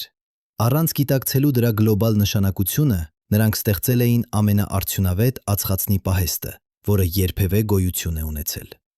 Օքսֆորդի համալսարանի կլիմատոլոգ Ռեյչել Վարենը հաշվարկեց, որ եթե Ամազոնի անտառը ամբողջովին ոչնչացվի, մթնոլորտ կարձակվի մոտ 200 միլիարդ տոննա ածխածին։ Սա հավասար է 10 տարվա գլոբալ արտանետումներին։ Բայց ահա ինչն է իսկապես ցնցող։ Այս ածխածնի մոտ 40%-ը պահպանվում է ոչ թե բնական գործընթացների, այլ հնագույն մարդկային գործունեության արդյունքում։ Terra Preta-ն, որը ծածկում է մոտ 10% Ամազոնի տարածքի, պարունակում է ածխածին, որը կլանվել է հազարավոր տարիներ առաջ և դեռ չի արձակվել։ Պատկերացրեք, դուք ապրում եք քաղաքում, որտեղ օդը աղտոտված է, ջերմաստիճանը բարձրանում է, կլիմայական աղետները դառնում են ավելի հաճախ։ Այժմ պատկերացրեք, որ լուծումը գտնվում է ոչ թե ապագայի տեխնոլոգիաներում, այլ անցյալի գիտելիքներում։ Հնագույն ամազոնցիները, առանց արբանյակների, առանց համակարգիչների, առանց կլիմայական մոդելների, ստեղծեցին համակարգ, որը լուծում էր այն խնդիրները, որոնց մենք այսօր դեմ ենք կանգնած։ Բայց ահա այստեղ է, որ շատերը կանգ են առնում։ Ես լիովին հասկանում եմ, թե ինչի մասին եք մտածում։ Սա հնչում է չափազանց լավ, որպեսզի լինի ճշմարիտ։ Ինչպես կարող են հնագույն մարդիկը, առանց ժամանակակից գիտության, լուծել խնդիրներ, որոնք մենք չենք կարող լուծել։ Սա իրավացի հարց է, և պատասխանը պահանջում է ազնվություն։ 2027 թվականի սեպտեմբերին Բոստոնում տեղի ունեցավ գիտական համաժողով, որը նվիրված էր հենց այս հարցին։ Հարյուրավոր գիտնականներ, հնագետներ, էկոլոգներ, կլիմատոլոգներ, անթրոպոլոգներ հավաքվեցին քննարկելու Ամազոնի բացահայտումների նշանակությունը։ Եվ քննարկումը դարձավ ինչ-որ բան ավելին, քան պարզապես գիտական դեբատ։ Այն դարձավ հաշվեհարդար մեր սեփական նախապաշարմունքների հետ։ Հարվարդի համալսարանի հնագետ Ջեյսոն Նեսբիթը բարձրացավ բեմ և ասաց մի բան, որը շատերին անհանգստացրեց։ Մենք պետք է ընդունենք, որ վերջին 200 տարիների ընթացքում արևմտյան գիտությունը մերժել է հնագույն ամերիկյան քաղաքակրթությունների ձեռքբերումները, ոչ թե գիտական ապացույցների հիման վրա, այլ գաղութային նախապաշարմունքների պատճառով։ Մենք ենթադրել ենք, որ եթե մարդիկը չունեին գրավոր լեզու, մետաղական գործիքներ կամ անիվ, նրանք չէին կարող ունենալ զարգացած քաղաքակրթություն։ Մենք սխալվել ենք։ Սենյակում տիրեց լռություն։ Ապա սկսվեց բանավեճ, որը տևեց 3 ժամ։ Մի խումբ գիտնականներ պնդում էր, որ մենք չպետք է գերագնահատենք հնագույն ամազոնցիների ձեռքբերումները։ Նրանք ասում էին, որ Terra Preta-ն, թեև տպավորիչ է, չի կարող համեմատվել ժամանակակից գյուղատնտեսական տեխնոլոգիաների հետ։ Նրանք ասում էին, որ գեոգլիֆները, թեև մաթեմատիկորեն ճշգրիտ են, չեն ցույց տալիս այնպիսի ինժեներական գիտելիքներ, ինչպիսիք ունենք մենք այսօր։ Բայց մեկ այլ խումբ հակադարձում էր. դուք բաց եք թողնում հիմնական կետը։ Հարցը ոչ թե այն է, թե ով ուներ ավելի զարգացած տեխնոլոգիա, հարցը այն է, թե ում տեխնոլոգիաներ կայուն։ Մեր ժամանակակից գյուղատնտեսությունը սպառում է հողը 10 տարում։ Նրանց տեխնոլոգիան աշխատեց 2000 տարի և դեռ աշխատում է։ Մեր քաղաքները արտանետում են միլիարդավոր տոննա ածխածին։ Նրանց քաղաքները կլանում էին ածխածին։ Ո՞վ է իսկապես ավելի զարգացած։ Այս հարցը փոխեց քննարկման ուղղությունը։ Գիտնականները սկսեցին խոսել ոչ թե տեխնոլոգիական գերազանցության, այլ տարբեր տեսակի գիտելիքների մասին։ Հնագույն ամազոնցիները չունեին մեր տեխնոլոգիան, բայց նրանք ունեին մի բան, ինչ մենք կորցրել ենք՝ խորը հասկացողություն էկոհամակարգերի մասին, կարողություն դիտարկել և սովորել բնությունից, համբերություն մտածել սերունդեսերունդ առաջ։ Կեմբրիջի համալսարանի փիլիսոփա Էմիլի Թոմասը ներկայացրեց հայեցակարգ, որը նա անվանեց էկոլոգիական իմաստություն։ Նա բացատրեց. արևմտյան գիտությունը հիանալի է վերլուծելու և բաժանելու բարդ համակարգերը փոքր մասերի, բայց այն հաճախ կորցնում է ամբողջական պատկերը։ Հնագույն ամազոնցիները մտածում էին համակարգերով։ Նրանք չէին տեսնում ծառը որպես անհատական օբյեկտ, այլ որպես մաս էկոհամակարգի։ Նրանք չէին տեսնում գետը որպես ջրի հոսք, այլ որպես կենդանի համակարգ, որը կապում է ամեն ինչ։ Սա տարբեր տեսակի գիտելիք է, և մենք պետք է սովորենք այն վերագնահատել։ Համաժողովից հետո հրապարակվեց հայտարարություն, որը ստորագրեցին 250 գիտնականներ։ Հայտարարությունը ճանաչում էր, որ հնագույն ամազոնցիների գիտելիքները ներկայացնում են արժեք, որը պետք է ուսումնասիրվի և կիրառվի ժամանակակից խնդիրների լուծման համար։ Բայց ավելի կարևորը, այն ճանաչում էր, որ այս գիտելիքները պատկանում են տեղական համայնքներին, և ցանկացած օգտագործում պետք է լինի նրանց համաձայնությամբ և նրանց օգտին։ 2027 թվականի հոկտեմբերին Բրազիլիայի կառավարությունը միջազգային կազմակերպությունների և տեղական համայնքների հետ համագործակցությամբ հայտարարեց Ամազոնի վերականգնման մեգապրոյեկտի մասին։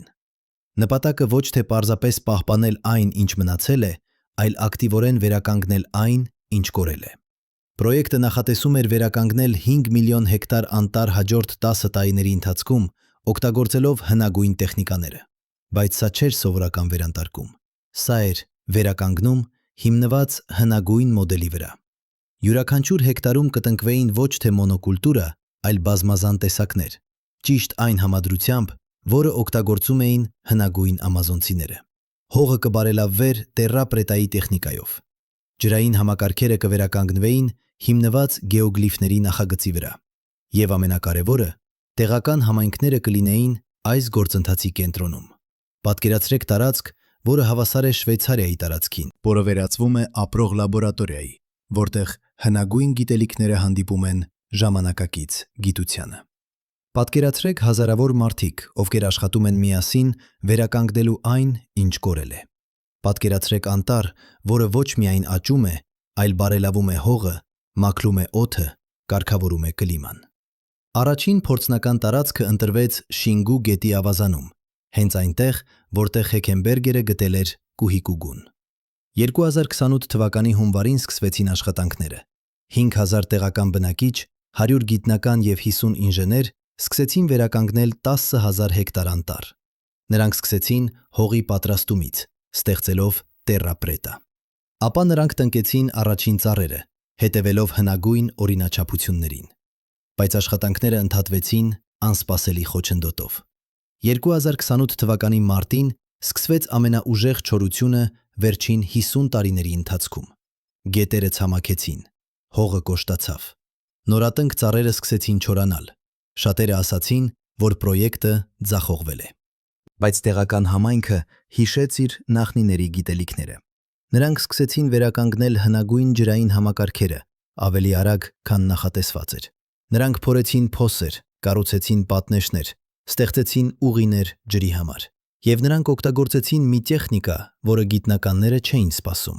Նրանք տնկեցին հատուկ բույսեր, որոնք կարող էին գոյատևել չորության մեջ և պաշտպանել հողը։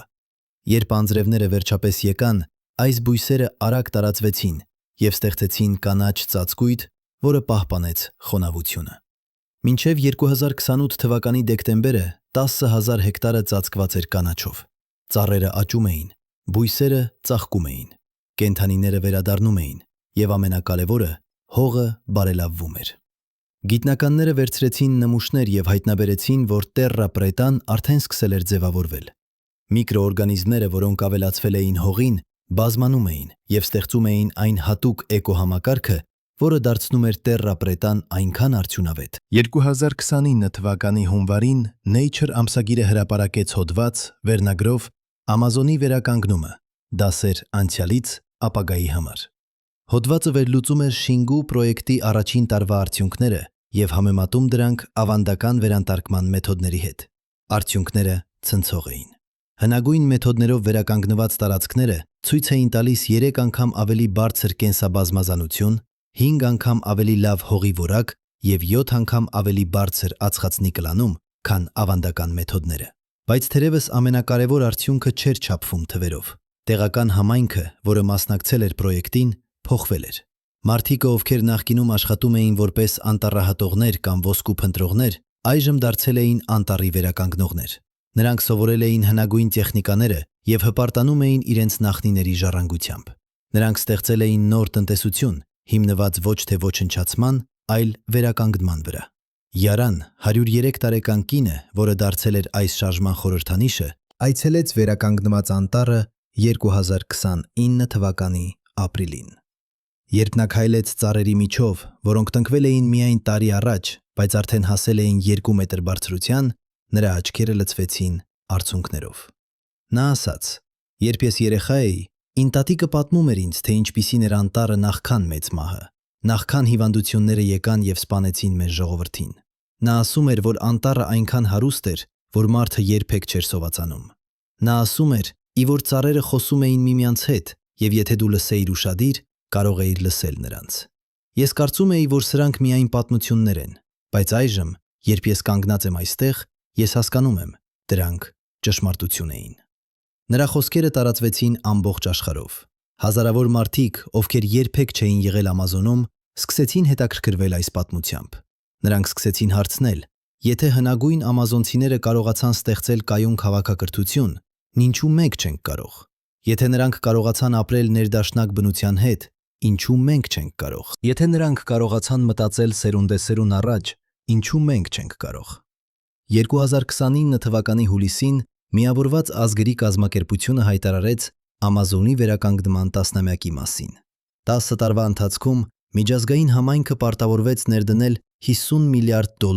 Ամազոնի վերականգնմանը համար, օգտագործելով հնագույն մեթոդները։ Նպատակը վերականգնել 50 միլիոն հեկտար տարածք, որը հավասար է Իսպանիայի տարածքին։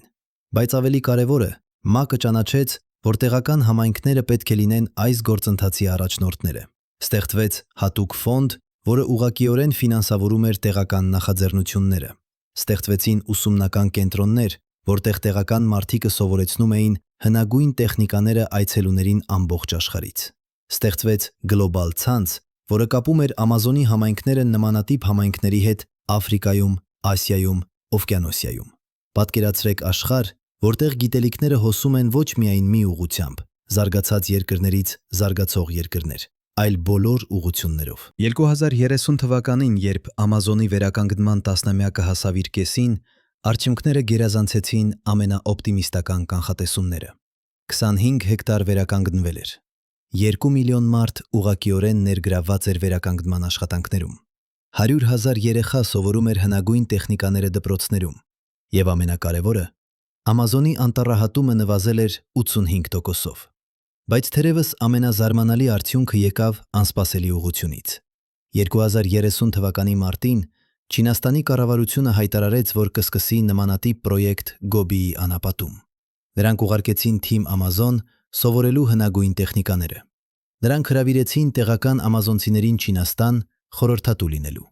Եվ նրանք սկսեցին փորձարկել, արդյոք տերապրետայի տեխնիկան կարող է աշխատել անապատում։ Առաջին արդյունքները ցույց տվեցին, որ այո, կարող է։ Հողը, որը բարելավվել էր տերապրետայի մեթոդով, կարող էր պահել ջուջուրը ավելի լավ և աջակցել բույսերի աճին նույնիսկ ծայրահեղ պայմաններում։ Մինչև 2031 թվականը Չինաստանը վերականգնել էր 5 միլիոն հեկտար անապատ, վերածելով այն արոտավայրերի և անտառների։ Այլ երկրներ սկսեցին հետևել։ Հնդկաստանը սկսեց վերականգնել իր անտառները։ Աֆրիկայի երկրները սկսեցին կիրառել հնագույն տեխնիկաները սահելում։ Ավստրալիան սկսեց աշխատել աբորիգեն համայնքների հետ, վերականգնելու իր էկոհամակարգերը։ Ամենուրեք պատմությունը նույնն էր։ Հնագույն գիտելիքները, որոնք համատեղվում էին ժամանակակից գիտության հետ, տալիս էին արդյունքներ, որոնք գերազանցում էին ցանկացած մեթոդ առանձին։ 2032 թվականի հունիսին Ռիո դե Ժանեյրոյում տեղի ունեցավ գլոբալ գագաթնաժողով, նվիրված էկոլոգիական վերականգնմանը։ 150 երկրի ներկայացուցիչները հավաքվեցին կիսելու փորձը և պլանավորել ապագան։ Բայց այս անգամ գագաթնաժողովը տարբերվում էր նախորդներից։ Այս անգամ բեմում նստած էին ոչ միայն քաղաքական գործիչներ և գիտնականներ, ոչ միայն քաղաքական գործիչներ և գիտնականներ, ոչ միայն քաղաքական գործիչներ և գիտնականներ, ոչ միայն քաղաքական գործիչներ և գիտնականներ, ոչ միայն քաղաքական գործիչներ և գիտնականներ, ոչ միայն քաղաքական գործիչներ և գիտնականներ, ոչ միայն քաղաքական գործիչներ և գիտնականներ, ոչ միայն քաղաքական գործիչներ և գիտնականներ, ոչ միայն քաղաքական գործիչներ և գիտնականներ, ոչ միայն քաղաքական գործիչներ և գիտնականներ, ոչ միայն քաղաքական գործիչներ և գիտնականներ, ոչ միայն քաղաքական գործիչներ և գիտնականներ, ոչ միայն քաղաքական գործիչներ և գիտնականներ, ոչ միայն քաղաքական գործիչներ և գիտնականներ, ոչ միայն քաղաքական գործիչներ և գիտնականներ, ոչ միայն քաղաքական գործիչներ և գիտնականներ, ոչ միայն քաղաքական գործիչներ և գիտնականներ, ոչ միայն քաղաքական գործիչներ և գիտնականներ, ոչ միայն քաղաքական գործիչներ և գիտնականներ, ոչ միայն քաղաքական գործիչներ և գիտնականներ, ոչ միայն քաղաքական գործիչներ և գիտնականներ, ոչ միայն քաղաքական գործիչներ և գիտնականներ, ոչ միայն քաղաքական գործիչներ և գիտնականներ, ոչ միայն քաղաքական գործիչներ և գիտնականներ, ոչ միայն քաղաքական գործիչներ և գիտնականներ, ոչ միայն քաղաքական գործիչներ և գիտնականներ, ոչ նա մեծացել էր վերականգնված անտառում։ Նա սովորել էր հնագույն տեխնիկաները իր տատիկից և ժամանակակից էկոլոգիան համալսարանում։ Այժմ նա ղեկավարում էր նոր սերնդի վերականգնողների թիմը։ Այրան ասաց.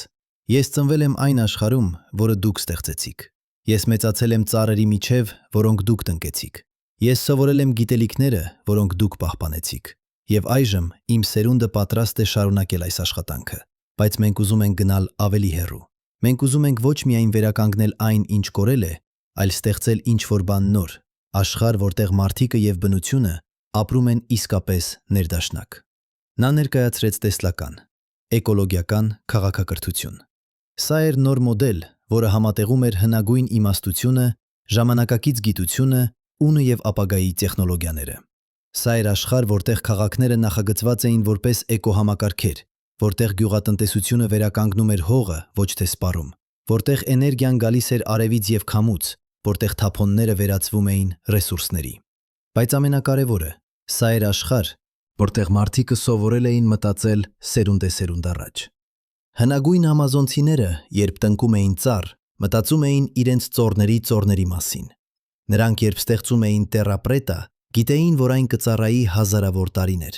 Նրանք, երբ կառուցում էին ջրային համակարգեր, նախագծում էին դրանք այնպես, որ կարողանային դիմակայել ցանկացած կլիմայական փոփոխության։ Այրան ավարտեց իր ելույթը հարցով. «Մեր նախնիները կարողացան ստեղծել քաղաքակրթություն, որը գոյատևեց 2000 տարի։ Կարող ենք մենք ստեղծել քաղաքակրթություն, որը կգոյատևի 10,000 տարի։ Ես հավատում եմ, որ այո, բայց միայն եթե մենք սովորենք անցյալից, ապրենք ներկայում և մտածենք ապագայի մասին»։ Գագաթնաժողովը ավարտվեց նոր հայտարարությամբ՝ Ռիոյի հայտարարություն էկոլոգիական քաղաքակրթության մասին։ 150 երկիր պարտավորվեց վերափոխել իրենց տնտեսությունները՝ հիմնվելով կայունության սկզբունքների վրա։ Նրանք պարտավորվեցին ներդնել հնագույն գիտելիքները իրենց կրթական համակարգերում։ Նրանք պարտավորվեցին աջակցել տեղական համայնքներին, որոնք պահպանում են այս գիտելիքները։ Եվ նրանք պարտավորվեցին մտածել սերունդեսերունդ առաջ յուրաքանչյուր որոշում կայացնելիս։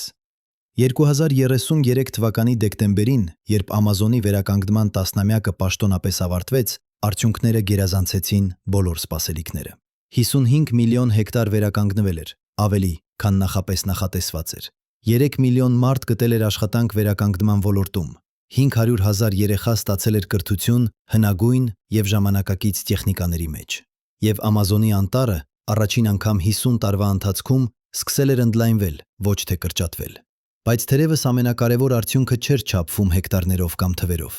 Ամենակարևոր արդյունքը էր փոփոխությունը մարդկանց մտածելակերպում։ Մարդիկը սկսել էին հասկանալ, որ նրանք ոչ թե բնության տերերն են, այլ դրա մասը։ Նրանք սկսել էին հասկանալ, որ իրական առաջընթացը չի չափվում տեխնոլոգիական զարգացմամբ, այլ կայունությամբ։ Նրանք սկսել էին հասկանալ, որ իրական իմաստությունը գալիս է ոչ միայն գիտությունից, այլ նաև փորձից, դիտարկումից, հարգանքից, բնության նկատմամբ։ 2034 թվականի հունվարին Յարան մահացավ 107 տարեկան հասակում։ Նրա թաղման արարողությանը մասնակցեցին 10,000 մարդ Ամազոնից եւ ամբողջ աշխարհից։ Նրան թաղեցին վերականգնված անտառում, ծառի տակ, որը նա ինքը տնկել էր 10 տարի առաջ։ Այժմ այդ ծառը հասել էր 15 մետր բարձրության եւ դարձել էր տուն տասնյակ թռչունների եւ կենդանիների համար։ Նրա թաղման ժամանակ Այրան ասաց. «Յարան ապրեց երկու աշխարհում։ Նա ծնվել էր այն աշխարհում, որտեղ նրա ժողովուրդը գրեթե անհետացել էր, որտեղ նրա անտառը այրվում էր, որտեղ նրա գիտելիքները մերժվում էին։ Նա մահացավ այն աշխարհում, որտեղ նրա ժողովուրդը վերածնվել էր, որտեղ նրա անտառը վերականգնվում էր, որտեղ նրա գիտելիքները գնահատվում էին։ Նա տեսավ փոփոխությունը, նա եղավ փոփոխությունը։ Եվ այժմ մեր պարտականությունն է շարունակել այն, ինչ նա սկսեց»։ Այդ օրը, երբ արևը մայր մտնում էր Ամազոնի անտառի վրայով, երբ ծառերը նետում էին երկար ստվերներ, երբ թռչունները երգում էին իրենց երեկոյան երգերը, 10,000 մարդ կանգնած էր լռության մեջ։ Նրանք մտածում էին Յարայի մասին, նրա պատմության մասին, նրա ժողովրդի մասին, բայց նրանք մտածում էին նաև ապագայի մասին, այն աշխարհի մասին, որը նրանք կառուցում էին, այն ժառանգության մասին, որը նրանք կթողնեին իրենց երեխաներին։ Եվ այդ պահին, այդ լռության մեջ, ինչ-որ բան փոխվեց։ Մարդիկը հասկացան, որ այն, ինչ տեղի էր ունենում Ամազոնում, չէր միայն վերականգնման պրոյեկտ, սա էր վերածնունդ։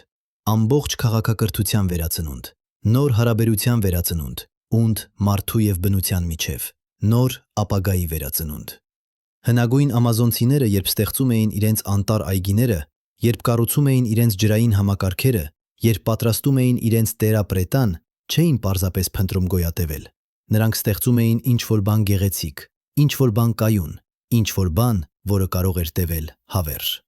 Եվ այժմ, 2000 տարի անց, նրանց ժառանգները շարունակում էին այդ աշխատանքը, բայց պատմությունը դեռ չէր ավարտվել։ Սա էր միայն սկիզբը, որովհետև իսկական հարցը չէր այն, թե ինչ էր տեղի ունեցել անցյալում, կամ նույնիսկ այն, թե ինչ էր տեղի ունենում ներկայում։ Իսկական հարցը էր այն, թե ինչ կլինի ապագայում։ Կարող էինք մենք, որպես տեսակ, սովորել այն դասերը, որոնք հնագույն ամազոնցիները թողել էին մեզ։ Կարող էինք մենք ստեղծել քաղաքակրթություն, որը ոչ միայն կգոյատևեր, այլ կբարգավաճեր, առանց ոչնչացնելու այն աշխարհը, որը մեզ սնուցում է։ Պատասխանը, ինչպես միշտ, գտնվում էր ոչ թե գրքերում կամ լաբորատորիաներում, այլ հողում, ծառերում, գետերում։ Պատասխանը գտնվում էր այն գիտելիքներում, որոնք փոխանցվել էին սերունդեսերունդ, այն իմաստության մեջ, որը ծնվել էր հազարավոր տարիների դիտարկումից և փորձից։ Պատասխանը գտնվում էր մեր ներսում, մեր կարողության մեջ ընտրել, մեր կարողության մեջ սովորել, մեր կարողության մեջ փոխվել։ Եվ այնպես, երբ արևը վերջապես մայր մտավ այդ օրը Ամազոնի վրայով, երբ աստղերը սկսեցին երևալ երկնքում, նույն աստղերը, որոնք հնագույն ամազոնցիները դիտարկել էին 2000 տարի առաջ, 10,000 մարդ դեռ կանգնած էր լռության մեջ։ Նրանք կանգնած էին վերականգնված անտառում, հողի վրա, որը բարելավվել էր տերրապրետայով, ծառերի տակ, որոնք տնկվել էին հնագույն օրինաչափություններով։ Եվ նրանք գիտեին, որ այս պահը, այս լռությունը, այս միասնությունը, սա էր իսկական ժառանգությունը։ Ոչ թե քարերը կամ կերամիկան, ոչ թե գեոգլիֆները կամ տերրապրետան, այլ այս հասկացողությունը, որ մենք բոլորս կապված ենք, որ մենք բոլորս մաս ենք ինչ-որ ավելի մեծի, որ մենք բոլորս ունենք պատասխանատվություն ապագայի նկատմամբ։ Երբ դուք նայում եք Ամազոնի անտառի արբանյակային պատկերներին այսօր, 2035 թվականին, դուք տեսնում եք ինչ-որ բան, որը կթվար անհնար միայն 10 տարի առաջ։ Կանաչ տարածքները ընդլայնվում են, գետերը վերադառնում են իրենց բնական հունով, եւ եթե դուք միացնեք լիդարի շերտը, դուք կտեսնեք ինչ-որ բան դեռ ավելի հրաշալի։ Հնագույն գեոգլիֆները, որոնք մի ժամանակ թաքնված էին ծառերի տակ, այժմ կրկին ծածկվում են կանաչով։ Բայց այս անգամ սա ոչ թե մոռացում է, սա գիտակցված ընտրություն է։ Մենք թողնում ենք անտառը վերադառնալ, բայց այժմ մենք գիտենք, թե ինչ է թաքնված դրա տակ։ Մենք հիշում ենք։ Բայց ահա հարցը, որը պետք է տանջի մեզ։ Ինչու մեզ պետք եղավ 2000 տարի, որպիսի վերահայտնաբերենք այն, ինչ հնագույն ամազոնցիները արդեն գիտեին։ Ինչու մեզ պետք եղավ տեսնել անտառի ոչնչացումը, որպեսի հասկանանք դրա արժեքը։ Ինչու մեզ պետք եղավ կորցնել գիտելիքները, որպեսի սկսենք փնտրել դրանք։ Կեմբրիջի համալսարանի գիտության փիլիսոփա Մարկուս Դյուֆիլդը 2034 թվականին հրապարակեց գիրք, վերնագրով «Առաջընթացի պարադոքսը»։ Նա գրում է. «Մենք սովորել ենք չափել առաջընթացը տեխնոլոգիական զարգացմամբ։ Որքան ավելի բարդ են մեր գործիքները, որքան ավելի արագ են մեր մեքենաները, որքան ավելի հզոր են մեր համակարգիչները, այնքան ավելի առաջադեմ ենք մենք համարում մեզ։ Բայց Ամազոնի բացահայտումները ցույց են տալիս մի այլ տեսակի առաջընթաց՝ կայունության առաջընթաց, ներդաշնակության առաջընթաց, իմաստության առաջընթաց։ Եվ այս չափանիշներով հնագույն ամազոնցիները կարող էին լինել ավելի առաջադեմ, քան մենք։ Սա անհարմար ճշմարտություն է։ Մենք սիրում ենք մտածել, որ պատմությունը գիծ է, որը շարժվում է անցյալից դեպի ապագա, պարզից դեպի բարդ, անգիտությունից դեպի գիտելիք։ Բայց ինչ, եթե պատմությունը ավելի շատ նման է ալիքի, որտեղ քաղաքակրթությունները բարձրանում են եւ ընկնում, որտեղ գիտելիքները ձեռք են հբերվում եւ կորչում, որտեղ իմաստությունը հայտնաբերվում է, մոռացվում եւ կրկին հայտնաբերվում։ Պատկերացրեք, որ դուք կանգնած եք լեռան գագաթին եւ նայում դեպի հորիզոն։ Դուք տեսնում եք լեռնաշղթա, որը տարածվում է հորիզոնից հորիզոն։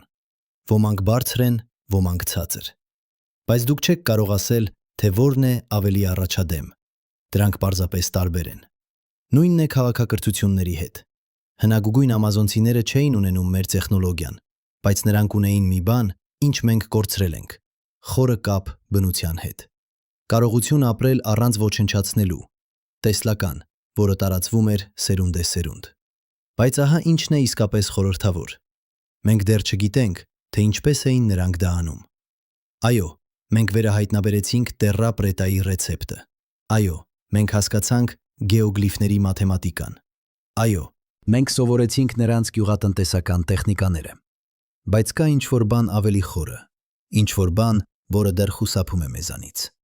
2035 թվականի փետրվարին Սաո Պաուլոյի համալսարանի նեյրոբիոլոգ Ռաֆայել Կոստան հրապարակեց ուսումնասիրություն, որը փորձում էր պատասխանել այս հարցին։ Նա ուսումնասիրեց տեղական համայնքների մարդկանց, ովքեր դեռ ապրում են ավանդական կերպով անտառում։ Նա չափեց նրանց ուղեղի ակտիվությունը, երբ նրանք աշխատում էին անտառում, երբ նրանք դիտարկում էին բույսերը, երբ նրանք որոշում էին, թե երբ տնկել կամ հունձել։ Արդյունքները ցնցող էին։ Այս մարդկանց ուղեղները ցույց էին տալիս ակտիվություն այնպիսի տարածքներում, որոնք կապված են ինտուիցիայի, օրինաչափությունների ճանաչման և երկարաժամկետ պլանավորման հետ։ Ակտիվություն, որը շատ ավելի ինտենսիվ էր, քան քաղաքային բնակիչների մոտ։ Կարծես նրանց ուղեղները զարգացել էին այլ կերպ։ Կարծես նրանք տեսնում էին օրինաչափություններ, որոնք մենք չենք կարող տեսնել։ Կարծես նրանք ունեին մուտք գիտելիքների, որոնք մեզ անհասանելի են։ Կոստան գրում է. Մենք սովորել ենք մտածել վերացական հասկացություններով, թվերով, տեսություններով, բայց հնագույն ամազոնցիները մտածում էին օրինաչափություններով, կապերով, հարաբերություններով։ Նրանք չէին տեսնում անտառը որպես ռեսուրսների հավաքածու։ Նրանք տեսնում էին այն որպես կենդանի համակարգ, որտեղ ամեն ինչ կապված է ամեն ինչի հետ։ Եվ այս տեսակի մտածողությունը թույլ էր տալիս նրանց տեսնել այն, ինչ մենք չենք կարող տեսնել։ Բայց կարող ենք մենք վերադառնալ այս տեսակի մտածողությանը, կամ մենք չափազանց խոր ենք մտել մեր սեփական ճանապարհով, Սա հարց է, որը չունի պարզ պատասխան, որովհետև ճշմարտությունն այն է, որ մենք չենք կարող պարզապես վերադառնալ անցյալին։ Մենք չենք կարող անտեսել այն ամենը, ինչ սովորել ենք, այն ամենը, ինչ ստեղծել ենք։ Բայց մենք կարող ենք փորձել համատեղել երկու աշխարհները՝ հնագույն իմաստությունը եւ ժամանակակից գիտությունը, ինտուիցիան եւ վերլուծությունը, կապը բնության հետ եւ տեխնոլոգիական ուժը։ Եվ թերևս հենց սա է այն դասը, որը հնագույն ամազոնցիները փորձում էին թողնել մեզ։ Ոչ թե որոշակի տեխնիկաներ կամ ռեցեպտներ, այլ ավելի խորը ինչ-որ բան։ Հասկացողություն, որ մենք մաս ենք ավելի մեծ ամբողջության, որ մեր գործողությունները ունեն հետևանքներ, որոնք տարածվում են ժամանակի եւ տարածության միջով, որ իսկական իմաստությունը գալիս է ոչ թե տիրապետումից, այլ ներդաշնակությունից։ Այժմ պատկերացրեք, որ դուք կրկին կանգնած եք այն տեղում, որտեղ մենք սկսեցինք այս պատմությունը։ Ամազոնի անտառը վառվում է։ Մոխիրը բարձրանում է երկինք։ Բայց այս անգամ դուք տեսնում եք ինչ-որ բան այլ։ Դուք տեսնում եք ոչ միայն ոչնչացում, այլ նաև բացահայտում։ Դուք տեսնում եք ոչ միայն կորուստ, այլ նաև հնարավորություն։ Դուք տեսնում եք, որ յուրաքանչյուր հրդեհ, որը բացահայտում է հնագույն գեոգլիֆ, նաև հարց է տալիս մեզ. ինչ ենք մենք ստեղծում, որը կմնա 2000 տարի հետո։ 2035 թվականի մայիսին, երբ վերջին անգամ այցելեցի վերականգնված անտառը Շինգու գետի ավազանում, ես հանդիպեցի 12 տարեկան աղջկա, որի անունը Կայան էր։ Նա ծնվել էր այնտեղ, վերականգնված անտառում, եւ երբեք չէր տեսել աշխարհը նախքան վերականգնումը։ Նրա համար այս անտառը միակ իրականությունն էր, որը նա ճանաչում էր։ Ես հարցրի նրան. «Ինչ ես ուզում դառնալ, երբ մեծանաս»։ Նա մտածեց մի պահ եւ ապա ասաց. «Ես ուզում եմ լինել ծառ»։ Ես զարմացա եւ հարցրի. «Ինչու ծառ»։ Նա պատասխանեց. «Որովհետև ծառերը ապրում են երկար, նրանք տեսնում են շատ սերունդներ, նրանք տալիս են ստվեր, մրգեր, օդ, նրանք կապում են երկինքը եւ երկիրը, եւ երբ նրանք մեռնում են, նրանք դառնում են հող, որը սնուցում է նոր ծառերը։ Սա է, ինչ ես ուզում եմ լինել»։ Այս պատասխանը ինձ ստիպեց մտածել։ Սա էր այն տեսակի մտածողությունը, որը հնագույն ամազոնցիները ունեին։ Սա էր հասկացողություն, որ կյանքը ցիկլ է, որ մենք բոլորս կապված ենք, որ մեր արժեքը չափվում է ոչ թե այն ամենով, ինչ մենք կուտակում ենք, այլ այն ամենով, ինչ մենք տալիս ենք։ Եվ եթե 12 տարեկան երեխան կարող է հասկանալ սա, ապա թերևս կա հույս մեզ բոլորի համար։ Բայց ահա ճշմարտությունը, որը մենք պետք է ընդունենք։ Մենք դեռ չգիտենք, թե արդյոք կհաջողվի։ Մենք դեռ չգիտենք, թե արդյոք վերականգնված անտառները կկարողանան գոյատևել կլիմայական փոփոխությունների դեմ։ Մենք դեռ չգիտենք, թե արդյոք հնագույն տեխնիկաները կաշխատեն երկարաժամկետ հեռանկարում։ Մենք դեռ չգիտենք, թե արդյոք մարդկությունը կկարողանա իսկապես փոխել իր հարաբերությունը բնության հետ։ Գիտությունը պահանջում է ազնվություն, եւ ազնիվ պատասխանն այն է, որ մենք գտնվում ենք փորձի մեջ, հսկայական, գլոբալ փորձ, որի արդյունքները մենք կիմանանք միայն սերունդներ անց։ Հնագույն ամազոնցիները ունեցան 2000 տարի կատարելագործելու իրենց համակարգը։ Մենք ունենք միայն մի քանի տասնամյակ, բայց թերևս սա բավական է։ Թերևս այն, ինչ մենք սովորել ենք նրանցից, կարող է արագացնել մեր սեփական ուսուցումը։ Կա մի բան, որը մենք գիտենք վստահորեն. ընթացիկ ճանապարհը չի աշխատում։ Մոդելը, որտեղ մենք վերցնում ենք ռեսուրսները առանց վերականգնելու, որտեղ մենք աճում ենք առանց սահմանների, որտեղ մենք մտածում ենք միայն հաջորդ եռամսյակի կամ հաջորդ ընտրությունների մասին, այս մոդելը մեզ տանում է դեպի աղետ։ Մենք տեսել ենք ապացույցները, կլիմայական փոփոխություններ, տեսակների անհետացում, էկոհամակարգերի փլուզում։ Մենք գիտենք, որ ինչ-որ բան պետք է փոխվի, եւ թերևս հենց այստեղ է, որ հնագույն ամազոնցիների ժառանգությունը դառնում է ամենակարևոր։ Ոչ որպես նոստալգիա անցյալի նկատմամբ, ոչ որպես փախուստ ներկայից, այլ որպես քարտեզ դեպի ապագա։ Նրանք ցույց տվեցին, որ հնարավոր է ստեղծել քաղաքակրթություն, որը ոչ միայն գոյատևում է, այլ բարելավում է աշխարհը։ Նրանք ցույց տվեցին, որ հնարավոր է ապրել բարգավաճ կյանք առանց ոչնչացնելու ապագան։ Նրանք ցույց տվեցին, որ հնարավոր է ապրել բարգավաճ կյանք առանց ոչնչացնելու ապագան։ Նրանք ցույց տվեցին, որ հնարավոր է ապրել բարգավաճ կյանք առանց ոչնչացնելու ապագան։ Նրանք ցույց տվեցին, որ հնարավոր է ապրել բարգավաճ կյանք առանց ոչնչացնելու ապագան։ Նրանք ցույց տվեցին, որ հնարավոր է ապրել բարգավաճ կյանք առանց ոչնչացնելու ապագան։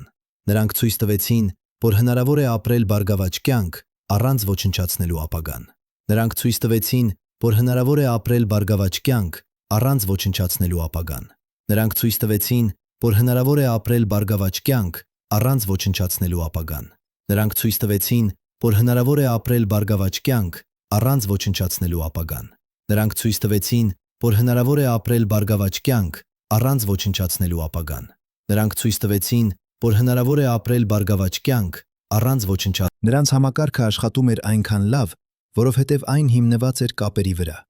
Կապեր բնության հետ, կապեր միմյանց հետ, կապեր անցյալի և ապագայի հետ։ Բայց երբ այս կապերը խզվեցին,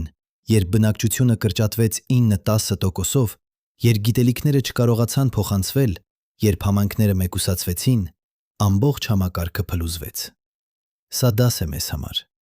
Մեր սեփական համակարգը նույնպես հիմնված է կապերի վրա՝ գլոբալ առևտուր, հաղորդակցության ցանցեր, մատակարարման շղթաներ։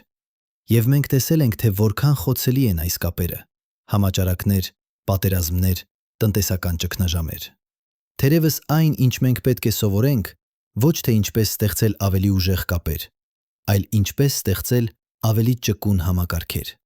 Համակարգեր, որոնք կարող են գոյատևել, երբ կապերը խզվում են։ Հնագույն ամազոնցիները ստեղծեցին համակարգ, որը կարող էր սնուցել միլիոնավոր մարդկանց։ Բայց երբ այդ միլիոնները դարձան հազարներ, համակարգը չկարողացավ հարմարվել։ Թերևս նրանք չափազանց կատարյալ էին, չափազանց օպտիմիզացված էին մեկ սցենարի համար։ Թերևս մենք պետք է սովորենք ստեղծել համակարգեր, որոնք ոչ միայն արդյունավետ են, այլ նաև ճկուն, ոչ միայն օպտիմալ են, այլ նաև դիմացկուն։ Բայց սա միայն կռահումներ են։ Ճշմարտությունն այն է, որ մենք երբեք չենք իմանա ամբողջ պատմությունը։ Չափազանց շատ բան կորել է, չափազանց շատ ժամանակ է անցել։ Մենք կարող ենք միայն կարդալ այն, ինչ մնացել է՝ հողի մեջ, ծառերի մեջ, տեղական չհամայնքների հիշողության մեջ։ Եվ մենք կարող ենք փորձել հասկանալ, սովորել, կիրառել։ Բայց թերևս անգիտությունը նույնպես դաս է։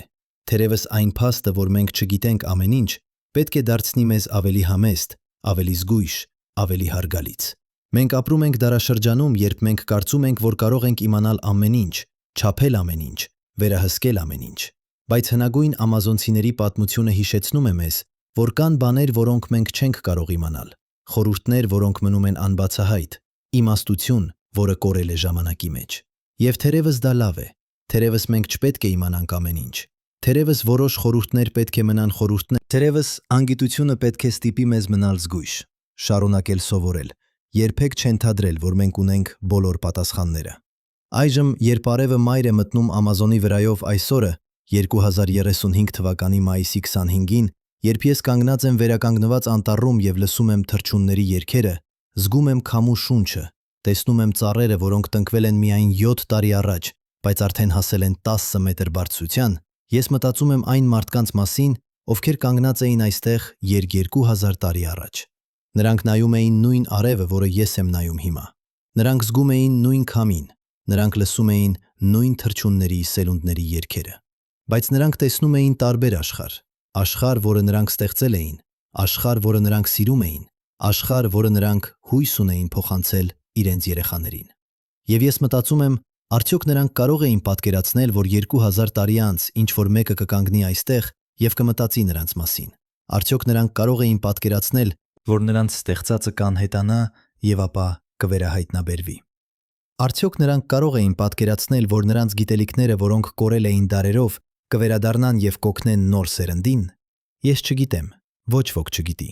բայց ես գիտեմ մի բան. նրանք ստեղծեցին ինչ-որ բան, որը տևեց։ Ոչ թե նրանց շենքերը կամ նրանց քաղաքները, դրանք փլուզվեցին։ Ոչ թե նրանց գործիքները կամ նրանց կերամիկան, դրանք կոտրվեցին, այլ նրանց գաղափարները, նրանց իմաստությունը, նրանց հասկացողությունը, թե ինչպես ապրել ներդաշնակ բնության հետ։ Սա է, ինչ տևեց։ Սա է, ինչ մենք վերահայտնաբերեցինք։ Սա է, ինչ մենք փորձում ենք վերականգնել։ Բայց ահա վերջնական հարցը, որը յուրաքանչյուրս պետք է հարցնենք մեզ. ինչ ենք մենք ստեղծում, որը կտևի 2000 տարի։ Ինչ ենք մենք թողնում մեր երեխաներին, մեր ծոռների ծոռներին, սերունդներին, որոնց մենք երբեք չենք հանդիպի։ Արդյոք մենք ստեղծում ենք ինչ-որ բան գեղեցիկ, ինչ-որ բան կայուն, ինչ-որ բան, որը կարժանա հիշելու։ Թե մենք պարզապես սպառում ենք, վերցնում ենք, թողնում ենք մոխիր և աղբ։ Սա ոչ թե հռետորական հարց է։ Յուրաքանչյուր ընտրություն՝ վերցնել կամ տալ, ոչնչացնել կամ ստեղծել, մոռանալ կամ հիշել։ Հնագույն ամազոնցիները կատարեցին իրենց ընտրությունը։ Նրանք ընտրեցին ստեղծել, տալ, հիշել։ Եվ 2000 տարի անց մենք դեռ օգտվում ենք նրանց ընտրությունից։ Մենք քայլում ենք նրանց ստեղծած հողի վրա։ Մենք ուտում ենք նրանց տնկած ծառերի պտուղները։ Մենք սովորում ենք նրանց փոխանցած գիտելիքներից։ Այժմ մեր հերթն է։ Մեր հերթն է կատարել ընտրություն։ Եվ ընտրությունը պարզ է, բայց ոչ հեշտ։ Կարող ենք մենք ապրել այնպես, որ 2000 տարի հետո ինչ-որ մեկը կկանգնի այնտեղ, որտեղ մենք կանգնած ենք այսօր, և կերախտապարտ լինի մեզ։ Ոչ թե մեր տեխնոլոգիայի համար, ոչ թե մեր հարստության համար, այլ այն աշխարհի համար, որը մենք թողեցինք նրանց։ Աշխարհ, որը դեռ գեղեցիկ է, դեռ կենդանի է, դեռ լի հնարավորություններով։ Սա է իսկական անհարցը, ոչ թե այն, թե ինչ էր անցյալում, ոչ թե այն, թե ինչ է ներկայում, այլ այն, թե ինչ կլինի ապագայում։ Եվ պատասխանը կախված է մեզանից, յուրաքանչյուրիցս, յուրաքանչյուր օրվա, յուրաքանչյուր ընտրության։ Ամազոնի անտառները վառվեցին և բացահայտեցին ինչ-որ բան անհավատալի։ Բայց թերևս ամենաանհավատալին ոչ թե այն է, ինչ նրանք բացահայտեցին անցյալի մասին, այլ այն, ինչ նրանք բացահայտեցին մեր մասին, մեր կարողության մասին ստեղծել, մեր պարտականության մասին հիշել, մեր ընտրության մասին ապրել այնպես, որ մեր կյանքը նշանակություն ունենա ոչ միայն այսօր, այլ նաև հազարամյակներ անց։ Եվ թերևս սա է ամենակարևոր դասը, որը հնագույն ամազոնցիները թողեցին մեզ։ Ոչ թե ինչպես ստեղծել տերապրետա, ոչ թե ինչպես կառուցել գեոգլիֆներ, այլ ինչպես ապրել այնպես, որ մեր կյանքը դառնա ծառ, որը տալիս է ստվեր, մրգեր, օդ, որը կապում է երկինքը և երկիրը, որը ապրում է երկար և տեսնում է շատ սերունդներ, և երբ մեռնում է, դառնում է հող, որը սնուցում է նոր կյանք։ Սա է ժառանգությունը, որը արժե թողնել։ Սա է պատմությունը, որը արժե պատմել։ Սա է ապագան, որի համար արժե պայքարել։ Եվ երբ վերջին լույսը մարում է Ամազոնի վրայով այս օրը, երբ աստղերը սկսում են երևալ երկնքում, նույն աստղերը, որոնք ուղղորդում էին հնագույն ամազոնցիներին, որոնք ուղղորդում են մեզ այսօր, որոնք կուղղորդեն մեր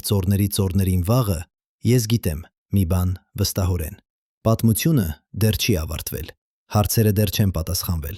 ճանապարհորդությունը դեռ շարունակվում է։ Եվ յուրաքանչյուրս, յուրաքանչյուր մարդ, ով կարդում է այս տողերը, լսում է այս պատմությունը, մտածում է այս հարցերի մասին, մենք բոլորս մաս ենք այս ճանապարհորդության։ Մենք բոլորս ունենք ընտրություն։ Մենք բոլորս ունենք ձայն։ Մենք բոլորս ունենք պատասխանատվություն։ Հարցը միայն այն է, ինչպես կօգտագործենք մենք այն։